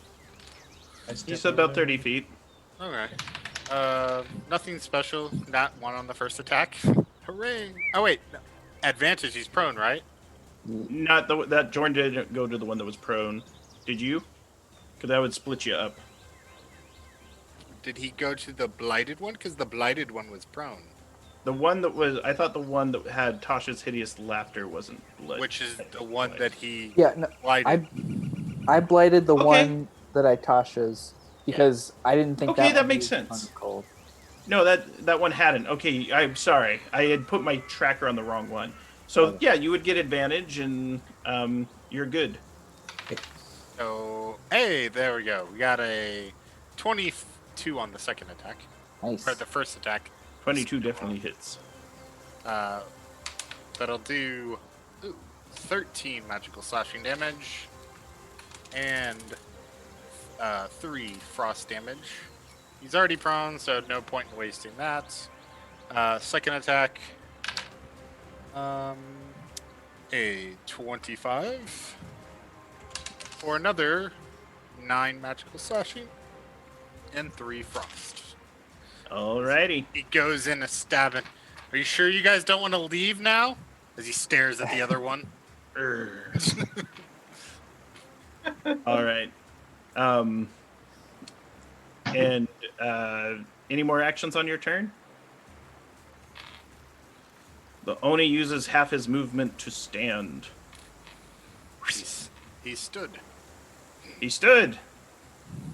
And he Cone of Colds out through Renian, who takes 0 damage, right? Well, I have to avoid it. Okay. Gotta make that save first. Yeah. So, Hope, you're in the middle. Mm-hmm. You got to do it. So you The said other Oni is not in range. I got a 13, which I think is what you said before. DC 13. Yeah. So yes, Any- shield comes down. Cone of Cold gets absorbed by shield. Very nice. Very nice. 23. Rolled a 19. 23 is good enough. You take half of 41 points of damage. No one should be behind me. I would I- have Move to the center. I ran in the middle. right, but I came from the north side, so there should not have been anyone behind me. Unless he like sidestepped and then blasted. So it's a giant cone that goes out 60 feet. Bo came out okay. to the middle. And I didn't know how wide the. Yeah, they're big. They're big, ugly things. So he does that, which goes out. Bope, how you Okay. doing? Yeah, so as a reaction, well, to answer your question, I'm at 16 health. Okay. But as a reaction, I use my feature Fade Away, my Forest Gnome thing I took at 4th level that Very lets nice. when I take damage, I turn invisible. You're invisible. I'm invisible. You are now invisible. Mhm. And the other Oni is going to. He's 60 feet away. He doesn't know where Bope is because Bope's invisible.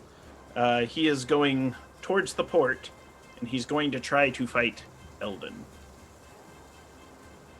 who essentially gave him the stern look earlier. That's the only Don't reason piss why. off Eldon today. Yes. So he takes a couple swings. 27. Yeah, okay, that hits, yeah. All right. He hits you for 8 points of slashing damage. Oh, these guys are all barking, no bite. I see.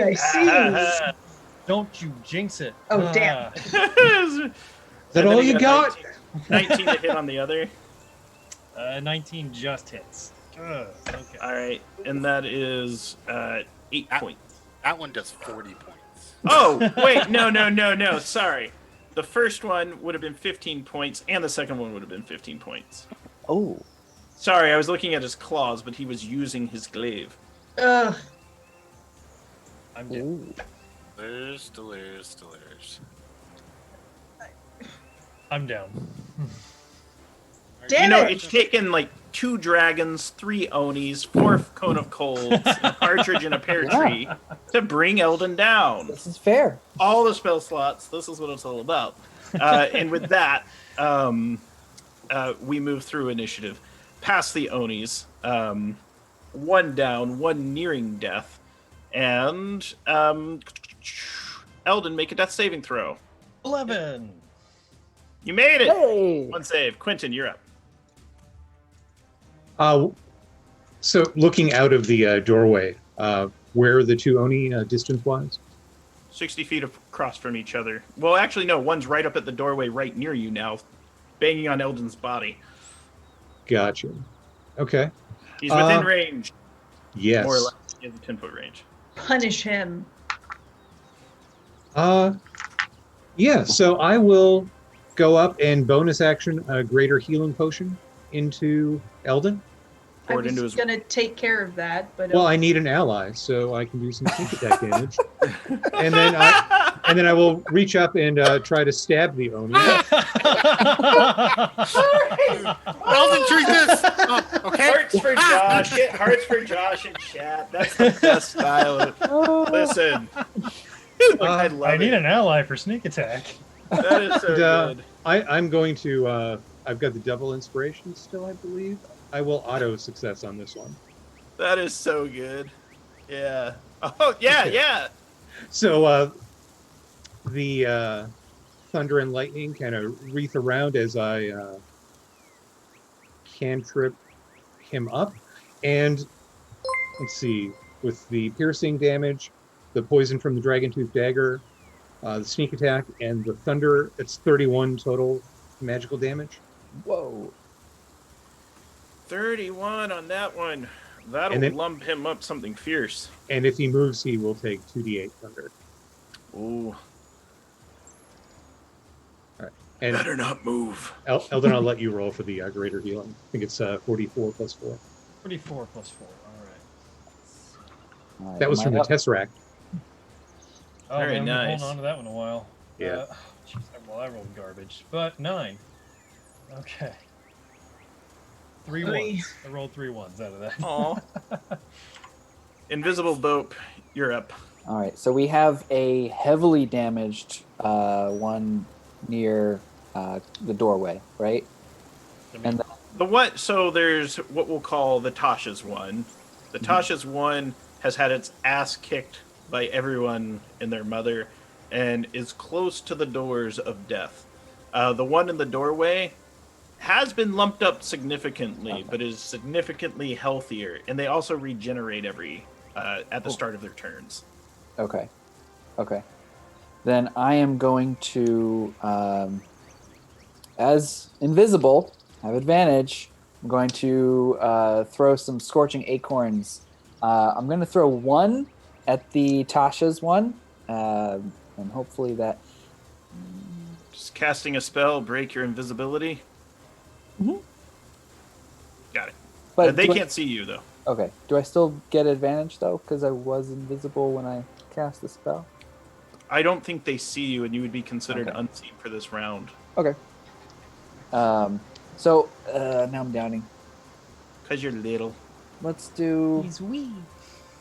No, let's just. I could roll 2 ones. So let's do 2 beams towards the Tasha's one, and then 1 beam towards the other. All right. So the first Armor class one- 16 on both. Okay. Yes. So the first 2 beams will hit, and then the last beam will hit. Okay. So the Tasha's one will take.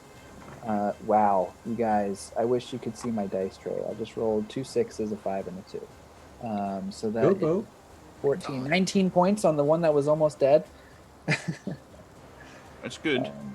And then a 6 and a 4, so 10 points on the other one. I'm rolling great for damage.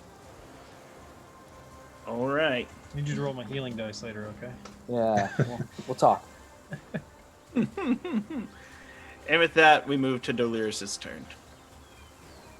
Now, you would have had advantage as well on the one, the Tasha's one, because of the guiding bolt. Or one of them's glowing. Was glowing I think at some Renyan point. consumed At that. some point, someone did. I just want to make sure Good. someone gets that. We're good. Yeah. Oh, Shimmering actually- twilight Oni. Glow.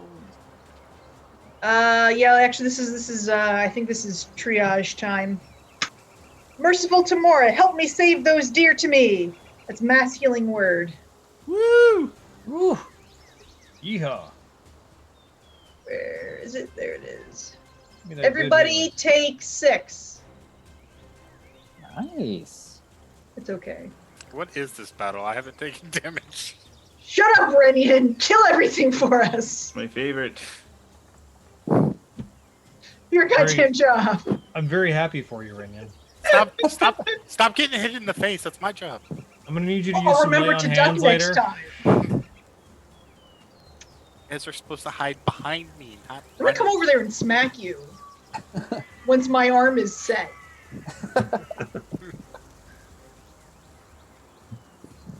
Did the bones get removed? Is there any more actions on Delirious' turn? No, that was it. All right. Rinian, you are up. So the dude's back on his feet, so first attack. 19 to hit. Definitely will hit. So we lay in even more for another 10 magical slashing to negate his regen, and 3 frost, and then contested strength to knock him back down. You have advantage, Rennie, because of the bear spirit. Yeah. So, when you go to knock him back down, you feel the Oni just kind of go limp in your arms as it's no more. So you sliced it and you went to push it and like it fell in 2 bits, Darth Maul style. Just yeah. So then I will walk menacingly at. Wait, no, the next one's back at the middle of the door, right? So yeah, the back one, that one's at the door. So then it's about 20 feet. You could get there. Can you move and then take second attack? Is that? Yeah. Is that... Absolutely. Okay. Then yeah. So yeah, Rinian will dash over to the last one at its rear and strike out at him with a 22. All right. 22 definitely hits. Oni number 3. 9 magical slashing and so lonely at this point because he's so yeah. 9 magical slashing, 1 frost, and Rinian will fill his blade once more with that glowing green light of sylvanus as he smites yet another creature seeking to disrupt the peaceful harmony of life for 10 more radiant damage. But I'm natural! Alright, he takes the 10 points of radiant damage. At that point, the Oni's up. Oni pins darkness to Rinian's head. They are fiested. Alright. Night fighting. And haha. yes. I have blind sense. Got you. No, I don't. You do? I was like, Rinian just happens to have tremor sense and like spider legs stab the Oni as he walks away. Now, you cannot make opportunity attacks against unseen attackers. In this darkness, he would be considered unseen. However, you hear scurrying. He's not hanging around. Well, Quentin's still there. He takes 8 thunder damage from moving. Yes, he does. And then Quentin gets to hit him before. Quentin could take an opportunity attack. Quentin will take an opportunity attack. Yes, technically Corey could take wood from prone. Disadvantage. Yeah, I could. Well, this is magical darkness. You have devil sight. Oh. Not dark vision. This is magical darkness. Oh no! You pinned it to my head. Okay. Yeah, he pinned it to your head. It's going to stay there for a while. Does it extend? It extends out though. Very large. It's like 20 feet. Gotcha. Oh yeah, no, can't. He essentially was like lights out for y'all. Devil sight you can see him. Without devil sight, you cannot. Can I activate my dragon sight to give myself blind sight? Sure. Okay. And then opportunity attack? No. Oh. I'll let you do one or the other on this turn, because it's a reaction. If you hadn't already activated it. No, then I can't see him, so. All right. With that said, you definitely hear him fleeing into the distance. And the Onis have been defeated. Now, Jor... I guess Jor wasn't in... Because he was to the side. Yeah, he was over at the other one. So. Well, let's see what old George. If this kills him, I don't think it will. Runs right into Jor's arms. Clothesline. Well, Jor hit him. Grapple him. He didn't roll great. Good. Good. that Oni is taking off, and George's like chasing him off into the woods. He's like, out, and don't you come back. And then he turns around to the rest of you. He's like, they don't look like Presbyterians to me. And with that, I think we should go to break a little later than usual with some Muppet movie quote. So let me jump into our announcements before we take our 10-minute break a little later in the evening. Thank you all so much. That was a lot for us to push through as we jump down in my show notes, because we have some things we'd like to do. So I'll jump in first. So don't forget, you can ask character questions in chat by typing question in all caps. We'll go ahead and put the prompt in there. Hey, I was beaten by the Games Tavern. It's their channel. They're better than me. And don't forget that this is the month of giving. So, I got one off. If you missed it at the beginning, before we head into the break, we want to remind you that we're in the final week of our charity streams at the Games Tavern. So far, you have raised over $530 towards the donation goal. The Games Tavern team has partnered with Operation Supply Drop. With over 1.5 million veterans served since 2010 through their supply drops, they provide video and tabletop games and other items to those in need of support. We know the giving from Operation Supply Drop goes directly to the veterans, who could use the support while in faraway and often dangerous places. With your donations, OSD will be able to continue that mission and give some comfort to those who protect all of us. See the charitable link in the chat and donate what you can. We've got some exciting giveaways planned as your donations get us closer and closer to our goal. See the charity link and donate now. Even $5 helps. And it's your charitable donations that unlock these giveaways. So if you donate a little, even during the break that's coming up, which always, feels good to do, you have a chance to win a cool prize. If we get $10 in donations tonight, we'll be giving away a Talon and Claw $25 gift certificate on the stream later after we come back from break. If we get $20 in donations tonight, we'll give away an Incarnate subscription on stream. Remember, this makes map making easy with the most complete tools to make maps and battle maps for your campaigns. If we make it to $40 or beyond, we'll give away the amazing Talon and Claw Siege DM screen. Now, again, this raffle is only available to those of you in the United States and Canada, excluding Quebec. You're both wrong. Whatever reason that I don't know what Quebec did, but I bet they do. So please enter accordingly. Please make your donations so we can, give away some cool stuff. We'll be back, folks.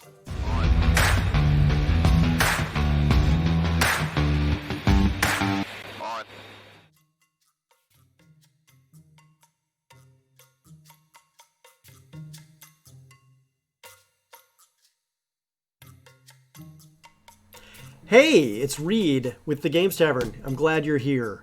Thank you so much for supporting our November charities this month. We're partnered with Operation Supply Drop, and we're excited to support their effort to make sure that there is fun where there is none. Operation Supply Drop has helped over 1.5 million soldiers, sailors, airmen, and Marines in far-off places receive games to help them pass the time, and we were really behind that 100%. Our monthly charity this month is entirely about that. You'll see some of the different things that we'll be doing, and we'll be doing quite a few giveaways as well. Some dice trays, some digital codes from some various sponsors, and, a great deal more. All on our regular shows, all the regular times. Please support that effort. It will make a huge difference in meeting our charitable goals and helping those soldiers get some much-needed games to help relieve some stress in faraway, dangerous places.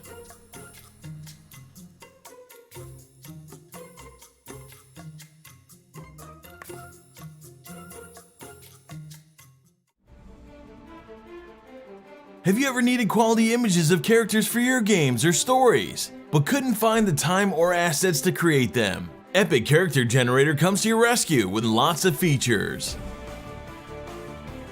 After launching the program, you can select a base character to start working on. Just pick a wardrobe and begin customizing it. At any time, you can jump to the settings to turn other packs on and use their content on your character too. There are certain items which not always fit together nicely. You can use the toggle feature to decide whether these items should be on top or on the bottom. You can use the coloring tool to give your items a unique look. A few items can deform the base body in a minor way, and others can make huge changes. How about moving around some decorations in the background? Or even the whole character to find the perfect composition? You can save your character as a data file and load it back later to continue editing it. You can export your character as a PNG image with a background selected from the program, or choose a transparent one. You can use it later in any environment. So, have you crafted your first character already? Epic Character Generator, now available on Android.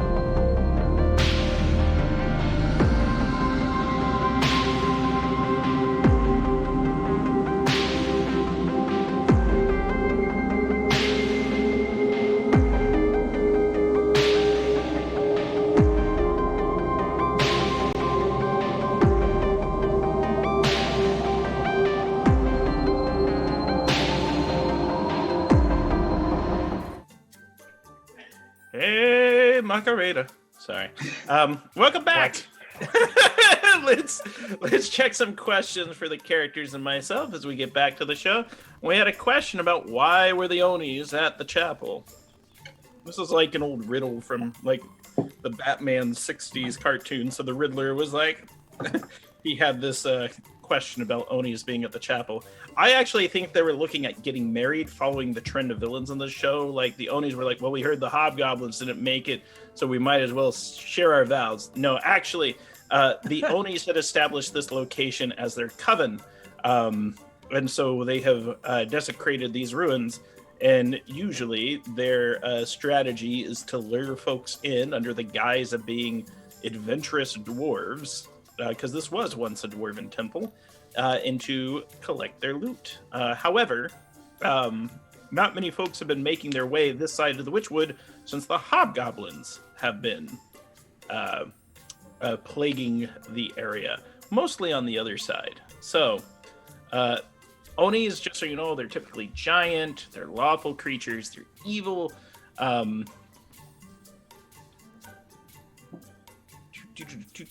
Yes, Dice Ogre, yes. Onis, originally monks consumed by rage.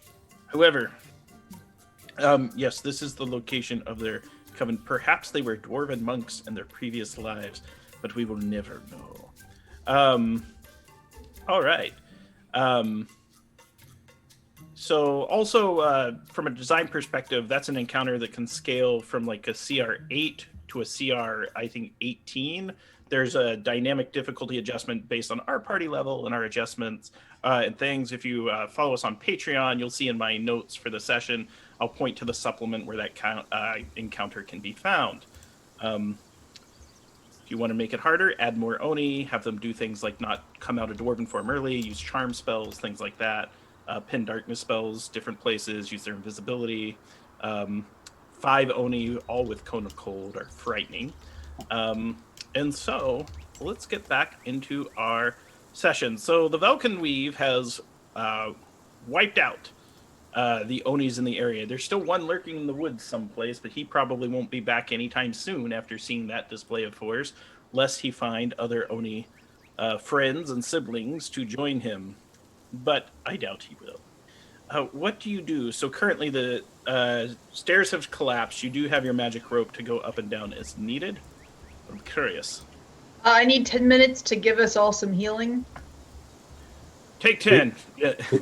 Uncle George, take 10. Take 10. Thank you. Everybody takes back 16. Yeah. Who is still very injured because the overlay is not doing a good job of informing me? Define very. I'm 10 down. I could use a little topping off.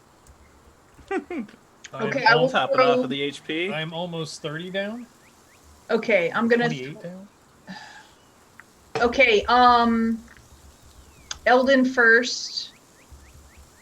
Or short rest. We are at a Eldon, chapel. take 9. Okay. Thank you. Quentin. I used divine sense to see just how desecrated this place is. Quentin, take 10. Yay. It is very evil on the inside. Bad spirits have been here. While you do that, though, and you use your divine sense, why don't you roll a D100 for me? I can do that. 10. 77. Lucky 77. Lucky 77. And so, you find, assuming that you're looking around if you want, your divine sense also lets you know that these evil villainous creatures have been taking treasure and plunder off of those they have slain. So does that mean there's loot here? Most likely. You didn't sense that. Oh, sorry. So detect magic then. All right, let me do that. So, assuming that you set up the rope and you all climb down peacefully. And I'll leave Shadow the Imp. I'll take him out of his pocket and leave him perched outside the entryway, invisible, watching.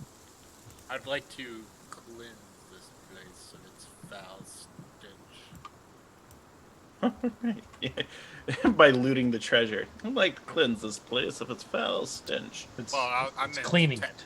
I meant take apart the traps that you were talking Get rid about. of their filthy lucre.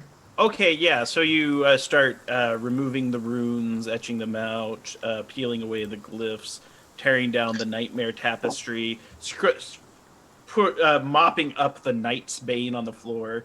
That's a sticky liquid that causes you to be vulnerable to slashing, piercing, bludgeoning damage. And Ew. I sweep that into a vial. Yeah, poison kit. You can collect some Night's Bane. You have a skill in the party. You know, Jor's there. You know, getting the high to reach cobweb places. It's a real team effort. The place is a fixer-upper, but you do manage to find 6 precious gems, and if anyone wants to try to appraise the gems, I can tell you the approximate value. And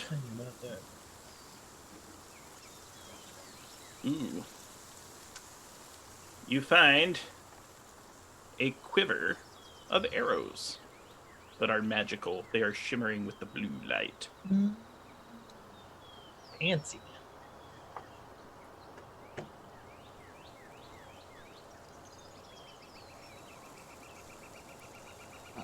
While they're all exploring, is there a door? There's a physical door at the entrance?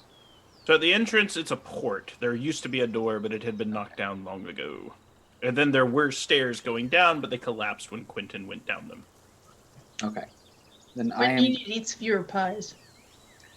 I'm going to cast Magic Mouth at the door, and the trigger is whenever a creature other than our party enters. And it's just going to be, my voice saying, "Beware the dwarves with guises of phony. Beneath the shadows you will find an Oni."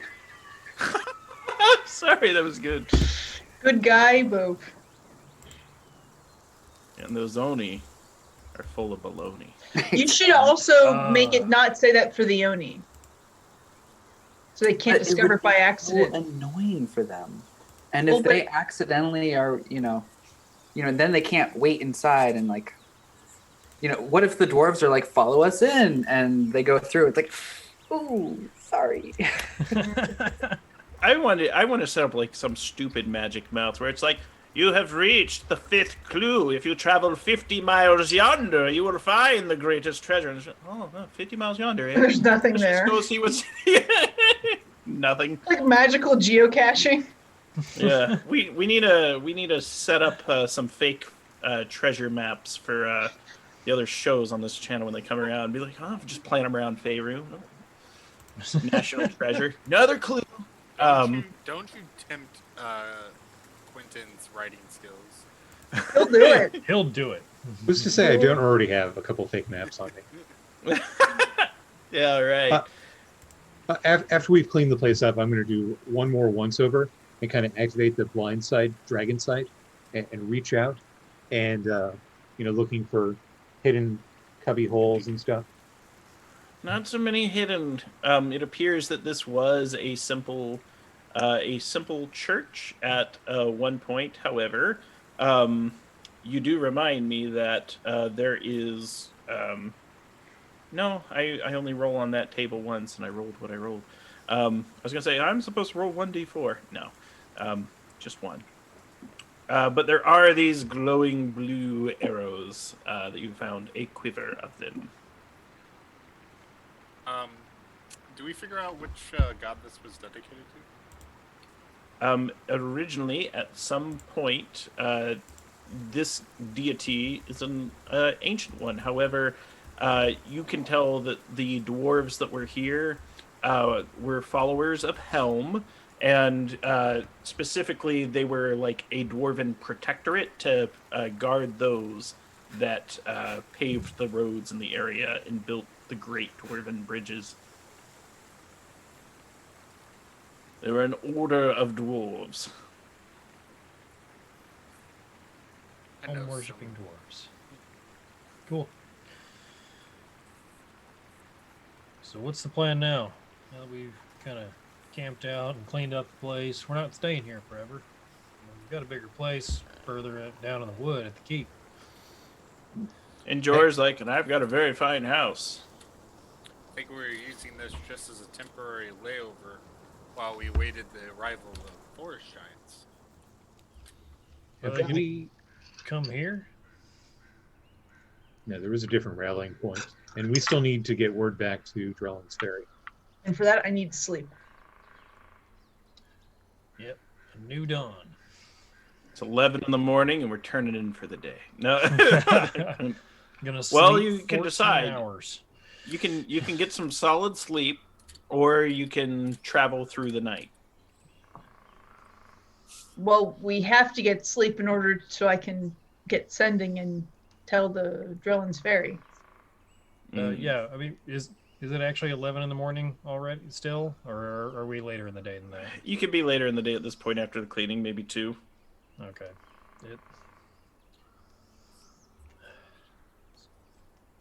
Could I conceivably sleep on the carpet? The whole party could, as long as you have someone awake to let Nimble know where to go. Yeah, because we don't all need to sleep for spell slots. That can wait until later. You just sleep in rests, kind of like per usual. Shifts. Sleep in shifts. Big carpet. Are you thinking of flying to the Forest Giant rally point? Flying an all-nighter? It's not a bad idea. It is our next destination. If you fly above the forest day and night, it would be quicker to get to Drellin's Ferry. You would arrive early the next day. Ian Shadow can take ships. I'm good. I don't need a spell refresher. Yeah, just Why are a we short going to rest, right? Drellin's Ferry? Yeah, why are we going to Drellin's Ferry? Because they want to... We're not going to Drellin's Ferry. I need to sleep so I can get sending and tell them. Well, in 25 words. Yes. I think our priority in terms of where to go is the forest giants. Yes. To coordinate what we're going to do next. I'd say at Drellin's Ferry, remember, you have Deep, Tobias, Hellwhip, Velociraptor, Andre the Rhinoceros, and other beloved party members. And if we fall, then, all the information goes nowhere. Mm-hmm.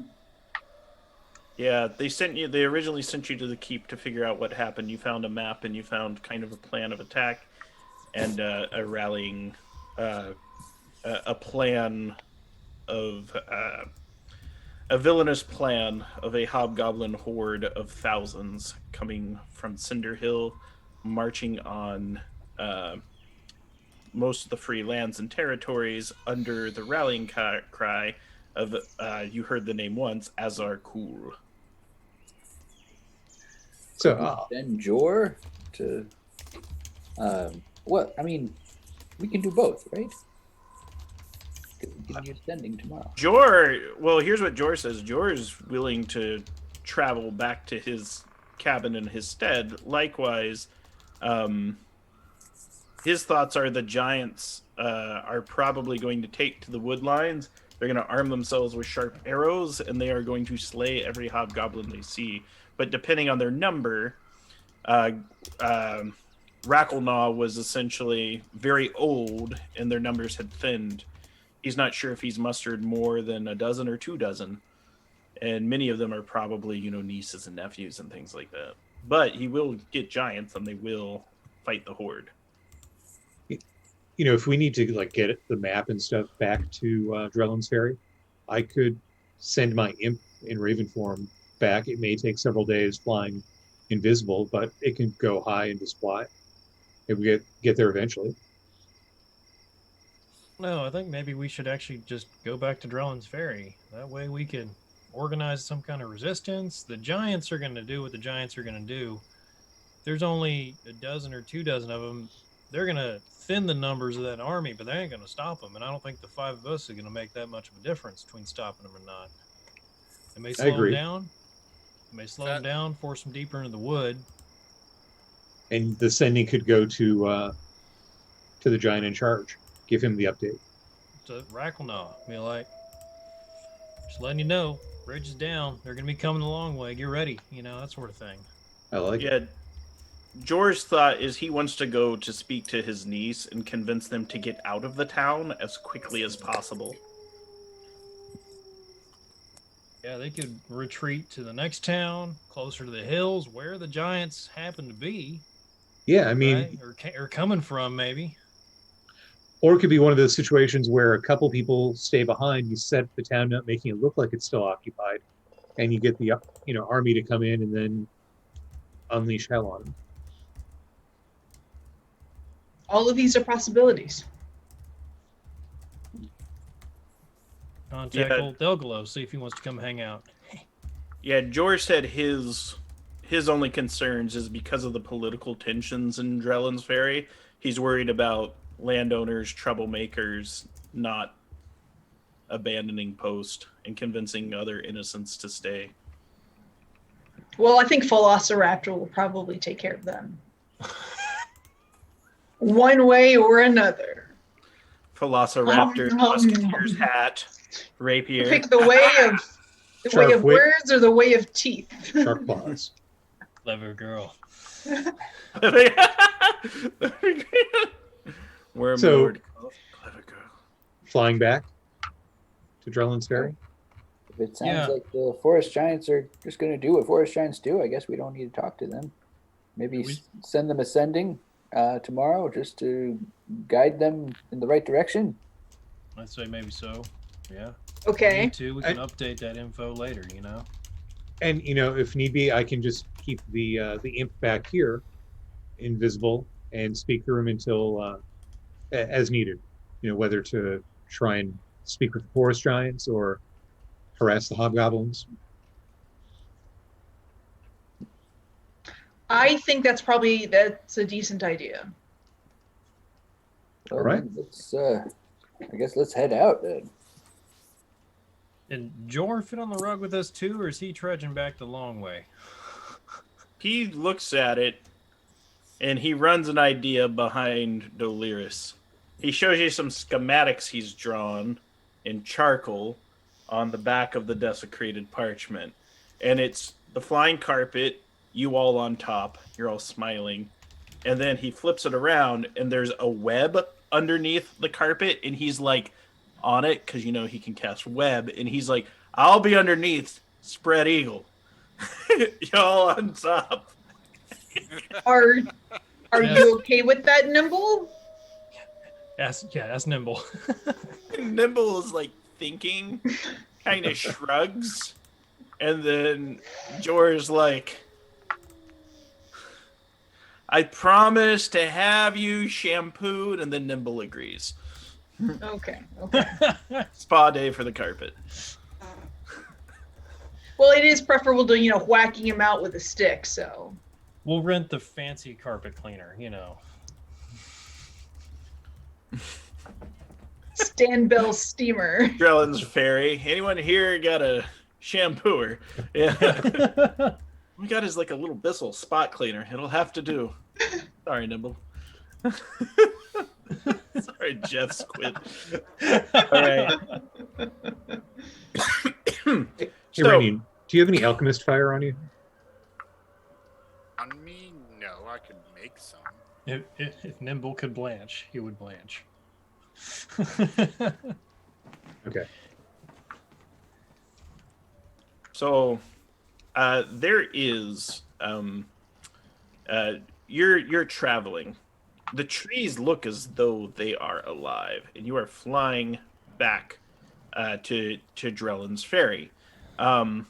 You definitely see that there are large signs of skirmishers that have come into the woods, and it's very clear that the giants are defending. Now, this isn't the Horde. They would send advance parties. They'd send them around. They'd be days ahead. And it is very clear that the giants are defending the territory. You can see in the distance the gorge, the remnants of the collapsed bridge. And after a very long trip, uneasy sleep, in the uncomfortable mounds of Jor that every now and then tussle underneath. It's like, whoa. Easy there. Those are my sore spots. You make it back to drones. Yeah, and they look up. What is it? And they just see Jor flying in the carpet. He looks like a giant flying squirrel.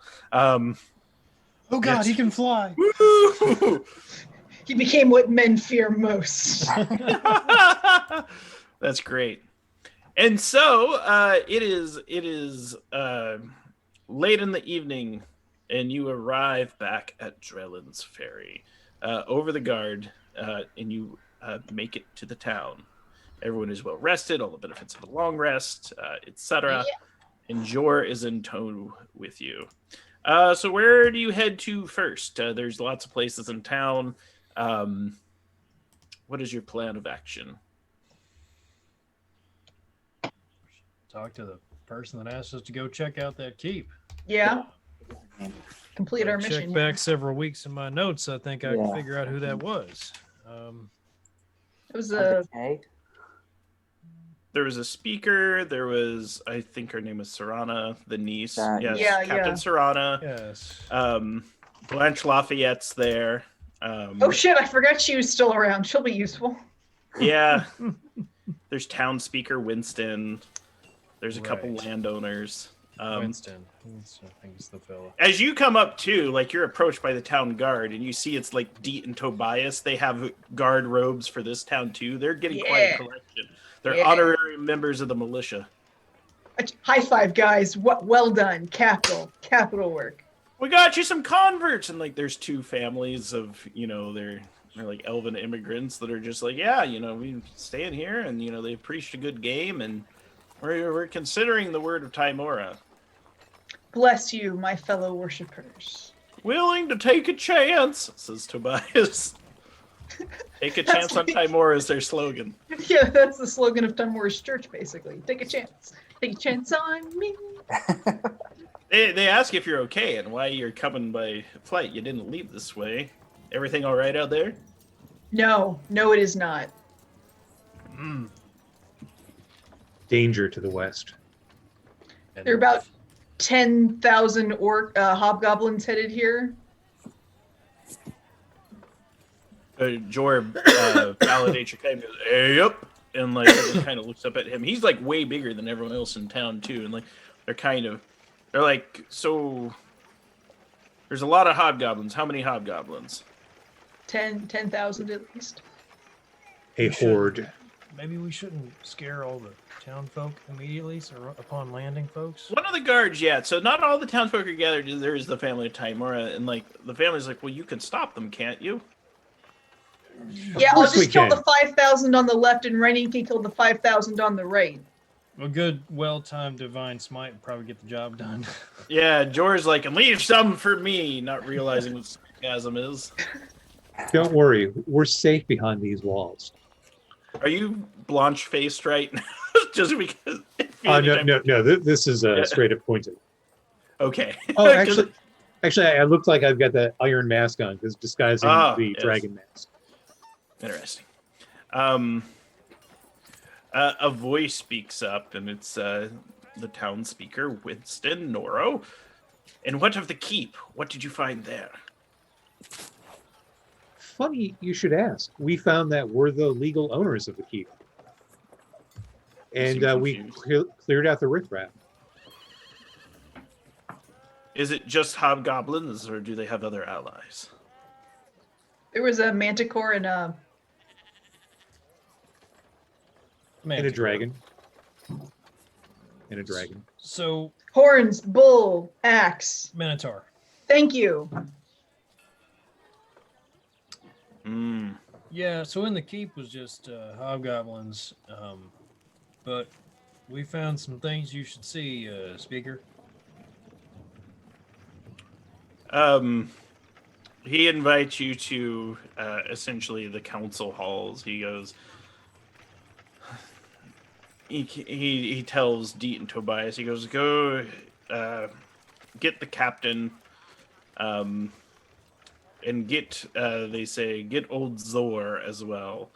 Zor is a landowner, has a strong interest in the town. I'll get the map out and get it ready. Okay. And so, there is a meeting held. So there is Captain Serana, Zan, who owns, I called him Zor, but it's Zan, who owns most of the stables in the area, and a woman known as Eormel. She has also a stake in the holdings of the town, as well as the members of the Velkyn Weave.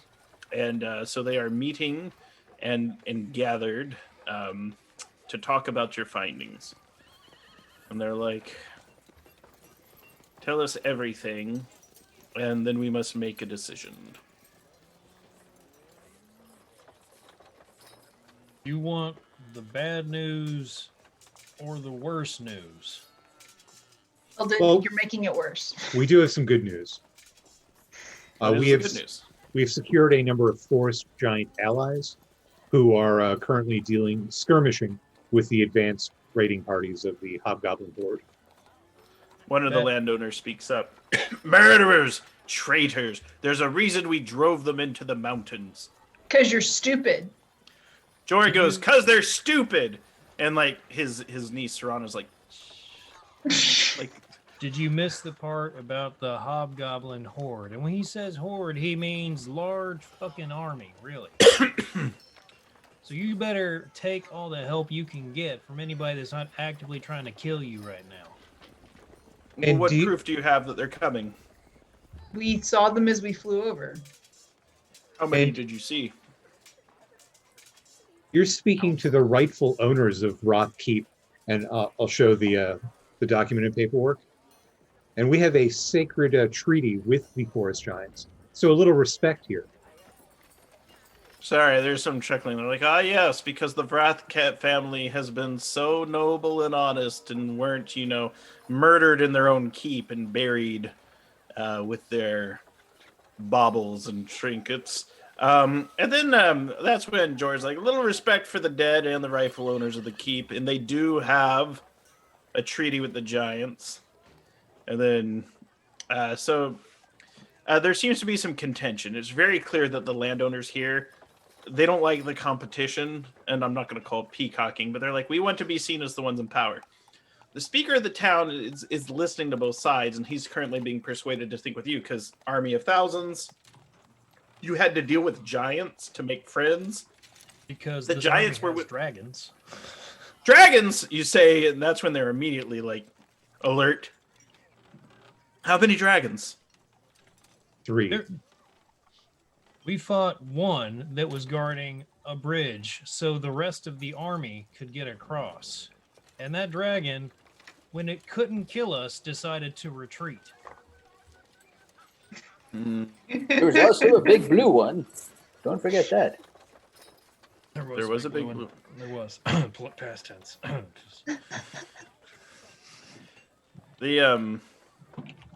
So they're thinking about it, and they're currently... so there's dragons, there's thousands of hobgoblins. Well, what are we to do? They say, and they're like, we need an army. Ideally, yes. I mean, there must be somebody around of large political clout with an interest in we'd have to go. This. They say we'd have to go to the east. We'd have to go to larger towns, cities like Brindle, and we need to look. But I don't know if we could get there in time and hold the town.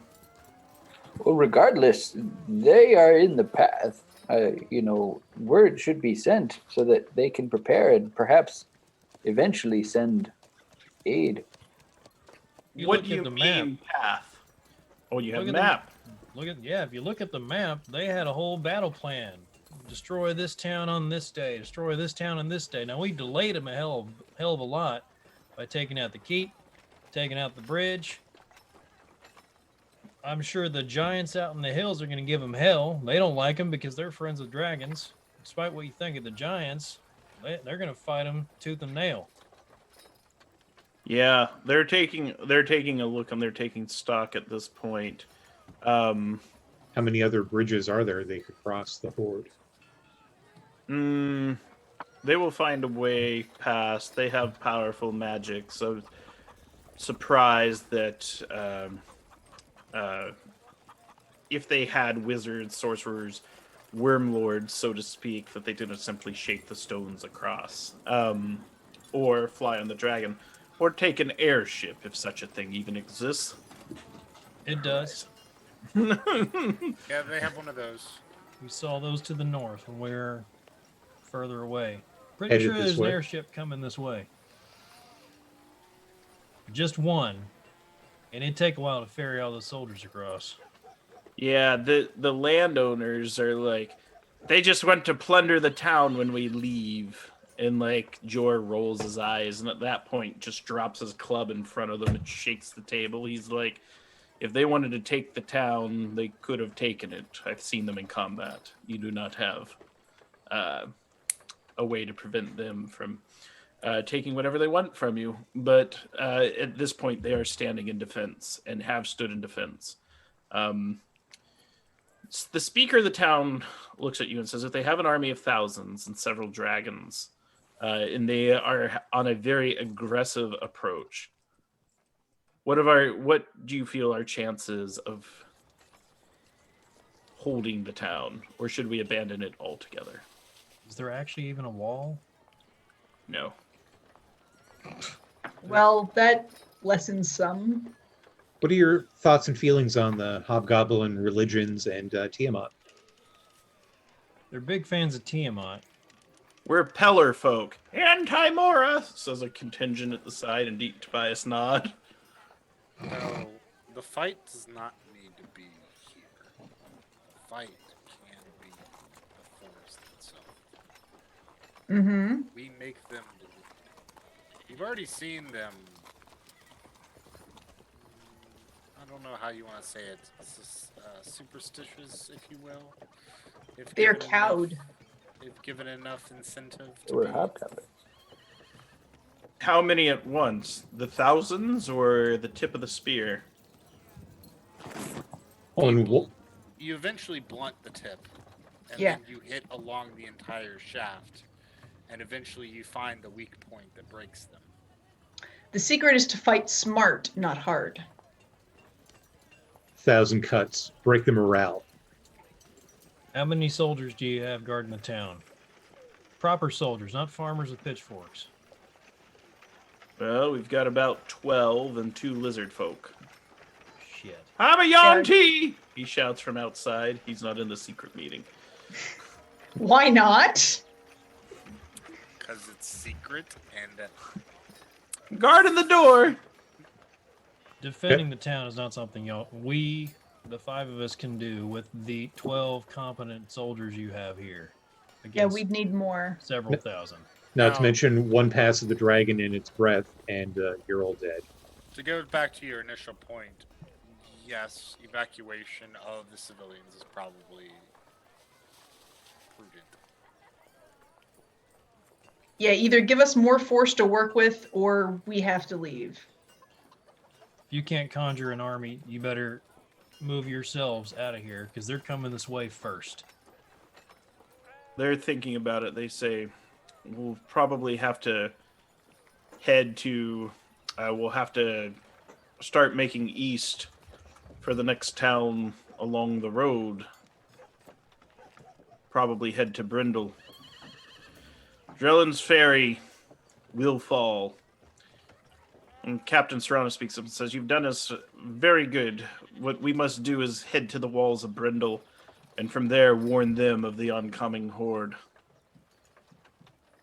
I think we need to do what we can, just as the the forest giants are, to slow the Yes. And we should booby trap the town. If Yes, we link up with exactly. the forest giants, I think we can make a good guerrilla fighting force, impacting, causing them to have to either absorb the losses or redirect in order to deal with us. Either way, it's a win for us. Get their supply lines. What sort of traps can we leave for an army? Great idea. You booby trap the town, they'll slow them down when they come here. Because they're going to want to use this as a base for operations, and we don't want them to have any shelter. If there's not a fighting force here, it's not going to slow them down as much anymore, but it will save every citizen of this town if you're not here. So they think about it and they say, work with the captain and the crafty ones. By that, they refer to the gnomish local number 66 gnome union that formed. They're a union Successful. now. Guild. Velociraptor gave a very persuasive stump speech, and just and it worked for them. They say you can look at. They said looking at the map, it doesn't seem like their timeline really has a plan for a base of operations. It looks like a solid run through. Well, plans change with contact with the enemy, or so I hear. Mm-hmm. If they're Take away pushing, this option. if they're pushing this hard, then what could do them in is destroying their supplies. They think that is a good plan. We pop in behind. Have the ability to strike quickly and reaching. Do you have a way to get in contact with the forest giants to find out how strong their number is? Send a message to Rackle now. I've got a compatriot. Yeah, we have Shadow is there. plans. Was Shadow able to locate the giant leader? Here's what he would have known. Yeah, he could have found Werkelnall. In fact, just roll a 20-sided die and add his perception or investigation. Because it's not too hard to find the giants when they come into contact with the horde. 10. Well, that's good enough. So it was a 50-50 shot, essentially. 10 or up, kind of like a death save. So, 55%. So essentially, 55. Essentially, he found Werkelnall. Werkelnall had 12 giants with him. Most of them were younger, which is great since he is very, very old. And they fought all day to slow and stem the horde. They have caused damage to the horde and their think, but mostly in the form of delay. They said there were too many, and eventually they were outnumbered. And also, they're not merely hobgoblins, they're wyverns. There's powerful magics being casted. They have healers among them that raise their dead and cause the dead to march on. And the dragon that held the bridge was the smaller of the group. Oh no. Ooh. Okay, I'll relay this all back and keep Shadow with him. Speaking in my own voice. He said they are very. He said though that they fought bravely after they heal. They're willing to go back and keep fighting. However, they just don't have enough hands. We're looking at what we can do to help protect the Witchwood and get you reinforcements. Stay safe, and Shadow here will relay the information back. What you're doing here will save many lives. You're upholding your ancient oath. Yeah. We salute you. Game mechanically, mustering the forest giants delays the horde 2 additional days. Destroying the bridge delays them 2 additional days. Besting Koth delays them a day. You know, there's people just waiting for him to show up, and he doesn't because he's not where he's supposed to be. And so you have 5 extra days. Now, the thing is, this is a town. Some people are old, some people are sick, some people are young. They're not soldiers. They're not used to adventuring life. They move at a different speed than your Yeah, group. they're going to be a lot slower, especially moving not necessarily direct route, but the road that's been built. They could probably move at least as fast as the army, though, if we can get like vehicles for all the ones who can't move under their own power. Because an army that size with that kind of accoutrement is going to take. Going to be Especially slow. moving through dense forests, I guess. Exactly. As long as there's enough wagons, yes, but that's just, you know, assuming everybody acts in a... Some of them are going to hand cart. Some of them way. have horses. I mean, leave the exact logistics to the town. They'll know their people Yeah, best. yeah. We don't need to micromanage that, but I think we're going to be okay to get them out. Yeah, especially if their plan is still to come here, and they're already heading out. I think that's probably a good call. What about the Fae that we met? Maybe there's more allies in the forest Yeah, that we can be rallied. forces.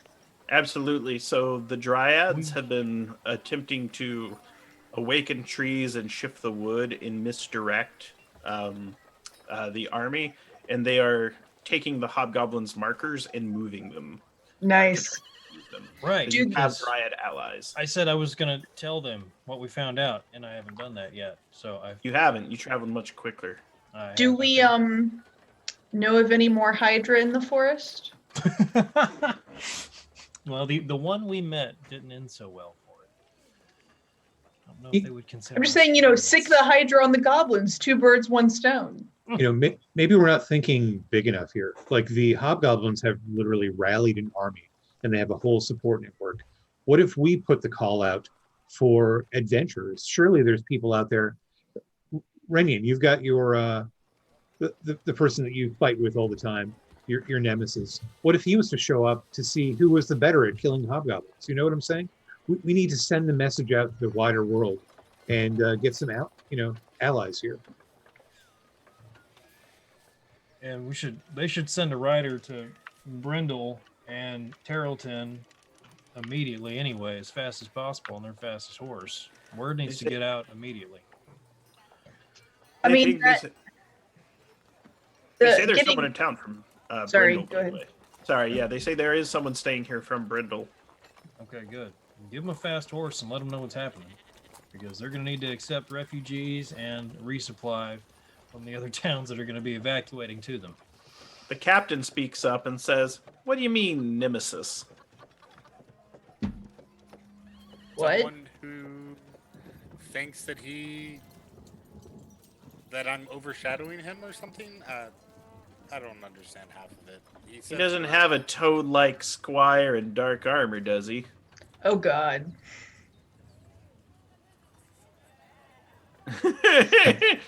He's in town as well.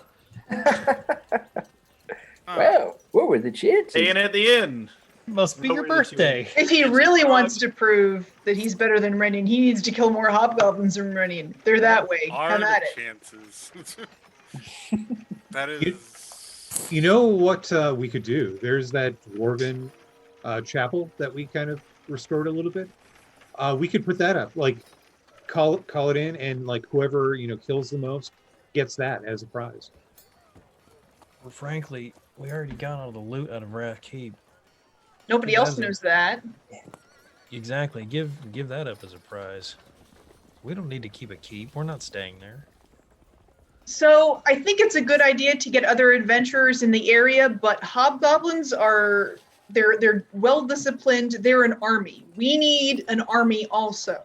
Like more people to do guerrilla warfare. Yes, please that. But then we also do need an equally well-organized force to oppose them. So and stop them. the captain speaks up, and she says, typically when there's large-scale military action, the people hide behind the walls of Brindle. However, if it's an army of 10,000 with a bunch of dragons, wyverns, etc., you are right. You will probably have to weaken them, break their supplies, misdirect them. And there are more allies in the area. They think about it. They're like, what we have to do is we have to figure out exactly who our allies are on the way. And Brindle's a way off if you look on the map. There's Tarleton, there's the Nyman Gap, there's Red Rock, there's the Blackfins, Hill Watch. There's a bunch of places in the region. There you go. What we'd have to do is we will prepare. We'll probably prepare a list of the most likely allies, as well as help provide additional information on this map that is planning the attack on the region, and try to help you strategize the best way to protect it. Because with a force this large, someone else must have known they were mustering, because this sort of thing does not happen totally invisible. Like, there's got to be someone else somewhere who has their eye on this. There are several that this is out of character. There are several that most likely do, and you may have met a number of them earlier in the campaign. Cloud giant? So there's cloud giants with their scrying stones. Oh, there's fire giants that had been Ghost Princess? Ghost Princess for sure. And Blanche Lafayette may have been sending out missives. You would have to ask her. All right, I feel a little Blanche, bit better about we this. need you to talk to your ex. And anyone else with ultimate cosmic power. Why do I have to talk to my ex? Why can't it be my ex talks to me? And then she locks herself in a portable hole for a week. Damn sobbing. it! I'm just going to sit here and watch Jeremy Maguire on VHS over and over Who? again. What? Harry Maguire? I'm going to listen to my Bell and Sebastian vinyls over and over again. Who? What? Exactly. Faerunian's finest. Yeah, so with that, they feel that they say, we need to assess our options in the air, in the time. They feel they're going to ask for a decision, and you as a party can talk about it. Should anyone defend Brindle Keep, or should it be completely abandoned? If they completely abandon it, they can get further ahead. If people stay to defend it, they might get more information about the actual army. You mean Drellin's Ferry? I don't want to know what the state of the Drellin's Ferry. fortifications are.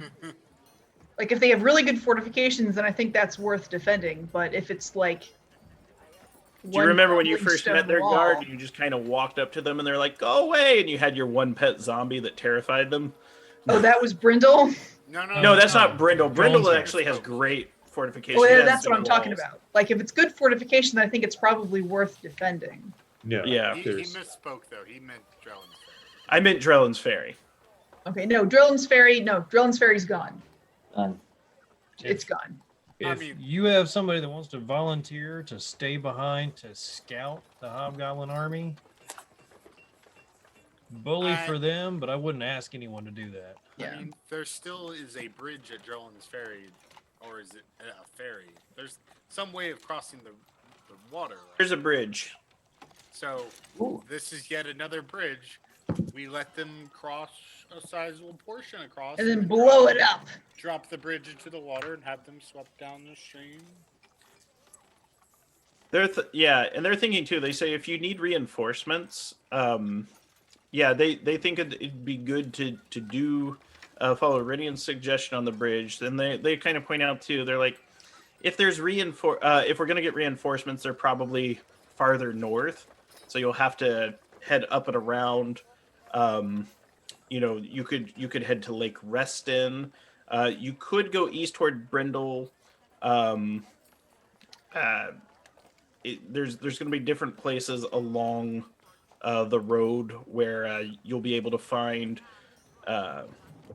reinforcements. Likewise, they are very concerned, though, about the advancement of the Horde, and they are going to request that you might follow Rinian's initial advice and head back into the woods to see if you can trap and slow down the advancement. Yeah, 100%. They say their biggest yeah, we concern can. are Warg Riders. They move quicker. We can stop that. So based Or upon make the that map, painful. the map from the enemy, there's halflings to our southeast, southeast, And Douth? and lizard folk to the north. Based on their maps. Out Yeah, of is character, it- I'm gonna have to double check the lore. I'm getting all the locations mixed up in my head at this point. Totally No, fine. it's Totally fine. So there you go. Yeah, they say what we'll do is there you go. Serana speaks up. She goes, listen, these landowners are They've grown old and plump with their riches and feeding off the labor of this town. She says she will procure a list of most likely allies in the area, and how she would prioritize them. However, she says Uncle Jor might have a second opinion. I want all opinions. Uncle Jor is asleep in the corner. No, And That's fair. maybe we could get the list of people the town hates and is prejudiced against that we could also utilize. for sure. Still want to assault that airship. Fucking airship. Yeah, I mean, Man, I can't even deal with that yet. There's so Dropping many it- problems that need solving here. I don't know. I mean, we couldn't drop it into the bridge, but dropping it into the middle of a moving army is also fun. Yeah, no, that's kind of what I might like to do. Fill So- it with alchemical fire, just drop it in there. It'd be It's a fun. fire ship. see, does Drellin's Ferry have any stories about weapons of magical destruction? Anything that's been hidden away, that no-go places that you just don't visit because of the dangerous nature? Ghost Everyone stories. speaks up. Rat's Keep, the Witchwood. Yeah, well, they're not holding up their witchiness here. Need No. some more Yeah, we pretty dangerous much- stories. Pretty much squeeze that fruit dry. They talk about they say, there's the stories of the forest giants that'll club you and eat your bones if you're not careful. Let's maybe Yeah. stop telling those stories. Just Not very classy. Any, Jor's like, they're some of my favorite. Like he's Jor. half forest. Yeah. are there any pixie enclaves around? They say, well, you have encountered the Fae, and you might find some allies with them. The Dryads are suspicious and fickle. Okay. Yes, they are. Well, we should get back in touch with them and see what else they can do for us. I think we can sway them to our side. Mm-hmm. Rennie, If only because they seem like chaotic creatures and the hobgoblins are just so annoyingly lawful. They have a lot of fun messing with those lawful hobgoblins. Just let's rearrange these trees. Let's, ruin the kerning of their letter forms. All sorts of. Yeah, they get in there. We've hit that hour, and that's why I think it's a good time to stop for the night. And yeah, so thank you all so much for watching and chat. It was an interesting session with the battles against dragons and Onis, and everyone survived. How we all doing, folks? Good. Let's jump into our goals update.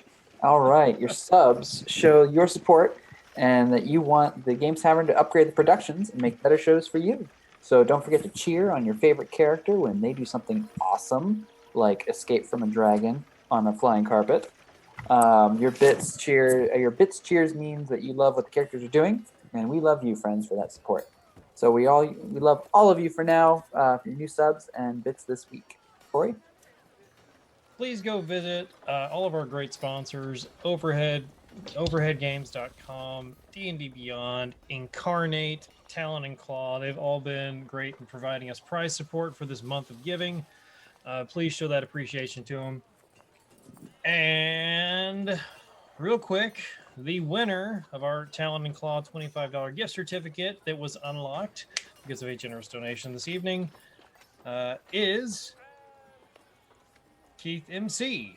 Hey. They're Very nice. maybe more discreet now. Keith MC, yes, congratulations. Our tech goblins will reach out to you via a Twitch whisper. Keith MC 135, pardon me.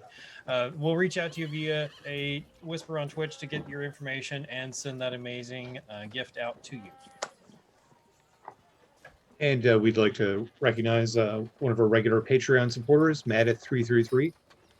Thank you for all of your patronage and support. The Games Tavern Patreon is live and is a great way to support the show. Every Friday, patrons get to see special content like DM notes, maps, and behind-the-scenes videos. And the latest update includes behind-the-scenes letter from Zatara, a certificate for getting inside Quentin's head, and GM notes from our own Grant Ellis, and a new Rocky Road battle map for use in your games. Just check the Patreon link in Twitch chat or the Patreon panel on the Twitch channel, or go to patreon.com/thegamestavern. and get your hands on this amazing content. Please don't forget to subscribe to the Games Tavern YouTube channel.